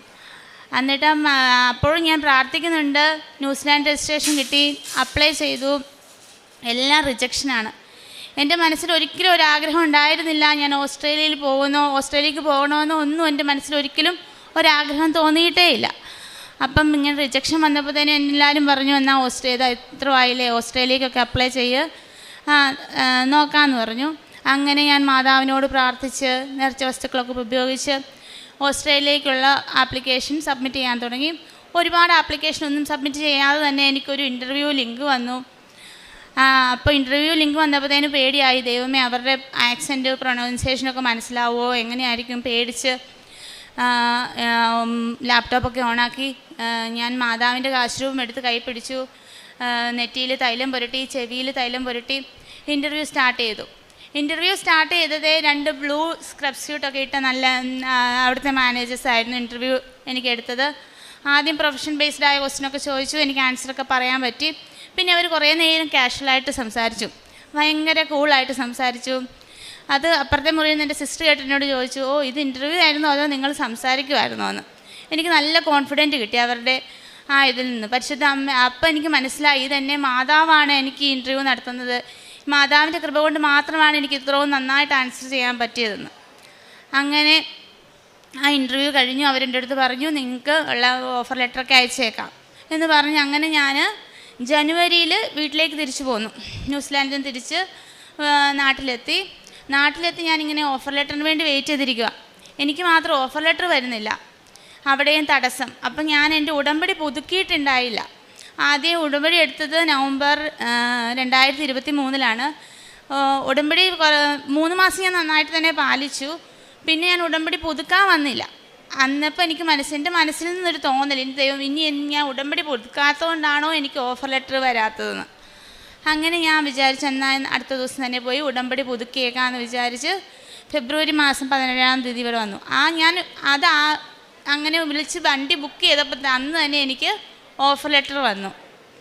പിന്നെ ഞാൻ വന്ന് ഉടമ്പടിയൊക്കെ എടുത്ത് വീണ്ടും എൻ്റെ ഉടമ്പടി പുതുക്കി എൻ്റെ ജീവിതത്തിലേക്ക് നടന്നു. അങ്ങനെ അവരെനിക്ക് ശരിക്കും ടെമ്പററി വിസ എങ്കിലും കിട്ടണമെന്ന് ആഗ്രഹിച്ച് അവരെനിക്ക് PR-നുള്ള വിസ സ്പോൺസർഷിപ്പ് തന്നു. അങ്ങനെ വിസ സബ്മിറ്റ് ചെയ്തു. കഴിഞ്ഞ ഏപ്രിൽ മാസം വിസ കിട്ടു. വിസയുടെ ഒക്കെ കുറച്ച് ഡിലേ ആയി. ഇപ്പം ഈ ജനുവരി 12-ാം തീയതി എൻ്റെ ഫാമിലിക്ക്, എനിക്കും എൻ്റെ ഹസ്ബൻഡിനും കുഞ്ഞിനുമുള്ള വിസ ഗ്രാൻഡായി. ഈ മെയ് 11-ാം തീയതി എനിക്ക് ജോയിൻ ഡേറ്റ് തന്നിട്ടുണ്ട്. ഞാൻ അടുത്ത മാസം ഓസ്ട്രേലിയയിലേക്ക് പോവുകയാണ്. പരിശുദ്ധ അമ്മ മാതാവ് എനിക്ക് നൽകിയ എല്ലാ അനുഗ്രഹങ്ങൾക്കും കൃപകൾക്കും മാതാവിന് ഞാൻ നന്ദി പറയുന്നു. അതുപോലെ തന്നെ ഈ ഉടമ്പടി എടുത്തത് മൂലം ഒരുപാട് ആധ്യാത്മിക ജീവിതത്തിൽ മാറ്റങ്ങൾ സംഭവിക്കുകയുണ്ടായി. എന്താണെന്ന് വെച്ചാൽ നേരത്തെയൊക്കെ ബൈബിൾ വായിക്കാൻ കുറച്ച് നേരം എടുത്ത് വായിക്കുമ്പോഴത്തേനും ഉറക്കം വരും. പക്ഷേ ഉടമ്പടി എടുത്തതിന് ശേഷം എനിക്ക് കണ്ടിന്യൂസ് ആയിട്ട് ബൈബിൾ വായിക്കാൻ സാധിക്കുന്നുണ്ട്. പിന്നെ ഒരു നേഴ്സായ നിലയ്ക്ക് നമുക്ക് ഒരുപാട് പേരോട് കാരുണ്യത്തോടും സ്നേഹത്തോടും സൗമ്യതയോടും കൂടിയൊക്കെ പെരുമാറാൻ സാധിക്കുന്നുണ്ട്. പിന്നെ ആണെങ്കിൽ ഈ ബസ്സിൽ യാത്ര ചെയ്യുമ്പോഴും കൂടുതൽ ജപമാല ചെല്ലുവാനും എപ്പോഴും എൻ്റെ വായിൽ നന്മ നിറഞ്ഞ മറിയമേ വന്നുകൊണ്ടേയിരിക്കും. ഇങ്ങനെ ചുമ്മാ നടക്കുന്ന സമയത്തൊക്കെ നന്മ നിറഞ്ഞ മറിയമേ ചൊല്ലി എത്രയും ദൈവ മാതാവെയൊക്കെ ചൊല്ലി നടക്കാനുള്ള ഒരു കൃപ എനിക്ക് ഈ ഉടമ്പടി എടുത്തത് വഴി ലഭിക്കുകയുണ്ടായി. അതുപോലെ കാരുണ്യ പ്രവൃത്തിയായിട്ട് ഞാൻ ചെയ്തത് ഇവിടുത്തെ പത്രം മേടിച്ച് പള്ളിയിൽ പോകുമ്പോൾ കൊടുക്കുമായിരുന്നു. പിന്നെ ആദ്യം എനിക്ക് തോന്നി, പള്ളിയിൽ കൊടുക്കുന്ന അത്രേ നമ്മൾ പള്ളിയിൽ എല്ലാവരും എല്ലാവരും തന്നെ കൊടുക്കുന്നതല്ലേ, അതിലും നല്ലത് ചിലപ്പം അല്ലാത്ത ബസ് സ്റ്റോപ്പിലും ബസ്സിൽ യാത്ര ചെയ്യുമ്പോഴൊക്കെ കൊടുക്കുന്നതായിരിക്കും നല്ലതെന്ന് തോന്നി. അങ്ങനെ ഞാൻ അവിടെയൊക്കെ കൊടുക്കാൻ തുടങ്ങി. പിന്നെ അനാഥ മന്ദിരത്തിൽ പോയി അവരോട് സംസാരിക്കുകയും അവർക്ക് അവിടെ വേണ്ട കാര്യങ്ങളൊക്കെ ചെയ്തു കൊടുക്കാനൊക്കെ എനിക്ക് സാധിച്ചു. ഉടമ്പടി എടുത്തില്ലേ ഞാൻ അങ്ങനെയൊന്നും പോവുകയോ അവിടെ ചെയ്തു കൊടുക്കുകയൊന്നും ചെയ്യത്തില്ല, എനിക്കത് ഉറപ്പാണ്. പക്ഷേ എനിക്ക് എല്ലാവരോടും സ്നേഹത്തിൽ പെരുമാറാനും അങ്ങനെയൊക്കെ അതെല്ലാം ചെയ്തു കൊടുക്കാനൊക്കെ സാധിക്കുകയുണ്ടായി. പിന്നെ അതുപോലെ എന്നെക്കൊണ്ട് പറ്റുന്ന വിധത്തിൽ മറ്റുള്ളവരെ സഹായിക്കാനൊക്കെ ഞാൻ ശ്രമിച്ചിട്ടുണ്ട്. ഇനിയിപ്പം ഞങ്ങൾ പോവുകയാണ്. ഞാൻ തന്നെയാണ് പോകുന്നത്. ഇപ്പം ഫാമിലീനെ കൊണ്ടുപോകാൻ സാധിക്കുന്നില്ല, അവിടെ അക്കോമഡേഷൻ കിട്ടാൻ ബുദ്ധിമുട്ടാണെന്നാണ് കേട്ടത്. അതുകൊണ്ട് അടുത്ത മാസം ആദ്യം ഞാൻ തന്നെ പോയി അവിടെ ചെന്നിട്ട് ഫാമിലീനെ കൂടെ ഒരു 3 മാസത്തിൽ കൊണ്ടുപോകാമെന്നാണ് വിചാരിച്ചിരിക്കുന്നത്. ഈശോയ്ക്കും തിരുക്കുമാരനും 1000 നന്ദി. ഇതുവരെ നന്ദി നൽകിയ എല്ലാ അനുഗ്രഹങ്ങൾക്കും പരിശുദ്ധ അമ്മയ്ക്കും തിരുക്കുമാരനും നന്ദി പറയുന്നു. പ്രഭാഷകൻ 11:22 കർത്താവിൻ്റെ അനുഗ്രഹമാണ് ദൈവഭക്തന് സമ്മാനം, അത് ക്ഷണനേരം കൊണ്ട് പൂവണിയുന്നു. സൗമ്യ ചാക്കോ എന്ന ഈ സഹോദരി തൻ്റെ ഉടമ്പടി ജീവിതത്തിലൂടെ വിദേശ രാജ്യത്തേക്കുള്ള മൈഗ്രേഷൻ അതിൻ്റെ നടപടിക്രമങ്ങൾ പൂർത്തീകരിച്ച് അനുഗ്രഹം ലഭിച്ചതിനെയാണ് ഈ അൾത്താരയിൽ സാക്ഷ്യപ്പെടുത്തിയത്. മകളതിൻ്റെ പ്രോസസ്സ് തുടങ്ങുമ്പോഴുള്ള പ്രതിസന്ധികൾ, അവിടെ പുറത്ത് ബന്ധുക്കളുള്ളത് കൊണ്ടുള്ള പ്രതീക്ഷകൾ, എന്നാൽ അത് നഷ്ടമാകുമ്പോഴും പരിശുദ്ധമ്മ പുതിയ വഴികൾ തുറന്നു കൊടുത്തുകൊണ്ട് സുരക്ഷിതമായി വിദേശത്തെത്തിച്ചേരും വിധം മകൾക്ക് വേണ്ടുന്ന എല്ലാ കാര്യങ്ങളും അമ്മ ഉടമ്പടി ജീവിതത്തോട് പുലർത്തിയ വിശ്വസ്തതയിൽ മകൾക്ക് അനുവദിച്ച് നൽകിയതിൻ്റെ സന്തോഷം, ഇതെല്ലാമാണ് വാക്കുകളിലൂടെ ഈ അൾത്താരയിൽ സാക്ഷ്യപ്പെടുത്തിയത്. ഉടമ്പടി നമ്മൾ തമ്പുരാനുമായി പരിശുദ്ധമ്മയുടെ സംരക്ഷണയിൽ ഏറ്റവും വിശ്വസ്തതയുള്ള ഒരു ബന്ധത്തിലേക്ക് പ്രവേശിക്കുവാൻ ആവശ്യപ്പെടുകയാണ്. ഇവിടെ നമ്മുടെ ജീവിതത്തെ അല്പം കൂടി ഒന്ന് ദൈവസന്നിധിയിൽ പരിശോധിക്കുക, അതിൻ്റെ കറകളെ കുറവുകളെ തിരുത്തുവാൻ തയ്യാറാവുക, ബന്ധങ്ങളെ വിശുദ്ധീകരിക്കുക, ദൈവനാമത്തെ മഹത്വപ്പെടുത്തും വിധം ദൈവത്തിന് നമ്മുടെ ജീവിതത്തിൽ ഉടമസ്ഥാവകാശം ഉള്ള വിധം നാം ദൈവസന്നിധിയിൽ സുതാര്യതയുള്ളവരും നിഷ്കളങ്കതയുള്ളവരും ദൈവസ്നേഹത്താൽ നിറഞ്ഞവരുമായി മറ്റുള്ളവർക്ക് നന്മ ചെയ്ത് ജീവിക്കുന്നവരാകുവാൻ വേണ്ടി ശ്രമിക്കുന്നവരാവുക. ഇതാണ് ഉടമ്പടിയിലൂടെ നമ്മളെ പരിശീലിപ്പിക്കുന്നത്.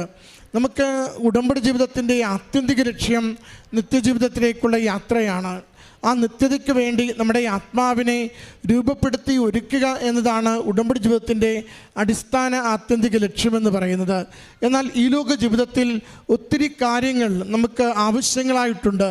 ആ ആവശ്യങ്ങൾ നേടുന്നതിന് വേണ്ടി അമ്മയുടെ കരങ്ങളിലേക്ക് നാം ഏൽപ്പിച്ചു കൊടുക്കുമ്പോൾ കാനായിലെ വിവാഹ വിരുന്നിൽ ആ ഇല്ലായ്മകളെ മാറ്റിക്കൊടുത്ത പരിശുദ്ധമ്മയുടെ അതേ മാധ്യസ്ഥ ശക്തി നമ്മുടെ ജീവിതത്തിലും ലഭിക്കുകയും ഈശോയുടെ അനുഗ്രഹം ക്ഷണനേരം കൊണ്ട് നമുക്ക് കിട്ടുന്ന വിധത്തിൽ കാര്യങ്ങൾ നമുക്ക് അനുഗ്രഹിച്ച് നൽകുകയും ചെയ്യുന്നു. അതുകൊണ്ടാണ് പ്രത്യക്ഷീകരണ മാതാവ് ഈ ആലയത്തിൽ ജീവനോട് പ്രത്യക്ഷപ്പെട്ട് ജീവിതത്തിൻ്റെ ദുഃഖ ദുരന്തങ്ങളെ അമ്മയുടെ കരങ്ങളിലേക്ക് ഏൽപ്പിച്ചു കൊടുക്കുമെങ്കിൽ അതിന്മേൽ ആശീർവാദം ഈശോയിൽ നിന്ന് നേടിത്തരുമെന്ന സന്ദേശം അമ്മ കൈമാറുമ്പോൾ നമുക്ക് സമയച്ചുരുക്കത്തിൽ അമ്മ അനുവദിച്ചു തരുന്നത്. സമയച്ചുരുക്കത്തിൻ്റെ അടിസ്ഥാനം അമ്മ ഈ ആലയത്തിൽ ജോസഫച്ചന് പ്രത്യക്ഷപ്പെടുമ്പോൾ സമയഘടികാരം നെഞ്ചിൽ ചാർത്തിയാണ് പ്രത്യക്ഷപ്പെടുന്നത്. ജീവിതം സമയത്തോട് ബന്ധപ്പെട്ടിരിക്കുന്നു. സമയത്തിൽ ഒരു കാര്യം നടക്കുന്നില്ലെങ്കിൽ നടക്കുന്നത് കൊണ്ട് ആ കാര്യത്തിന് വലിയ പ്രസക്തിയില്ലാതാവും. അതുകൊണ്ട് നിൻ്റെ ജീവിതത്തിൻ്റെ ഏതൊരു വിഷയമാവട്ടെ സമയബന്ധിതമായി പൂർത്തീകരിക്കപ്പെടുന്നതിന് അനുഗ്രഹിക്കപ്പെടുന്നതിന് അമ്മ മാതാവിൻ്റെ ഉടമ്പടിയിൽ നിനക്ക് വേണ്ടി ഒരു അഭിഷേകം ഒളിപ്പിച്ചു വെച്ചിട്ടുണ്ട്. ആ അഭിഷേകത്തിലേക്ക് നിൻ്റെ ആത്മശരീരങ്ങളെ വിശുദ്ധീകരിച്ച് സ്ഫുടം ചെയ്യുമ്പോൾ ദൈവം നമുക്ക് വാഗ്ദാനം ചെയ്യുന്ന അനുഗ്രഹം നിസ്സാരമായി സംപ്രാപിക്കുവാൻ നമുക്ക് സാധിക്കും. അതിൻ്റെ സാക്ഷ്യമാണ് ഈ സഹോദരി ഈ അൾത്താരയിൽ പങ്കുവെച്ചത്. ഈ കുടുംബത്തിന് ലഭിച്ച മേൽഗതിക്കും വിദേശ ജീവിതയാത്രയ്ക്കും അമ്മ മാതാവിനും തിരുക്കുമാരനും നന്ദി പറഞ്ഞുകൊണ്ട്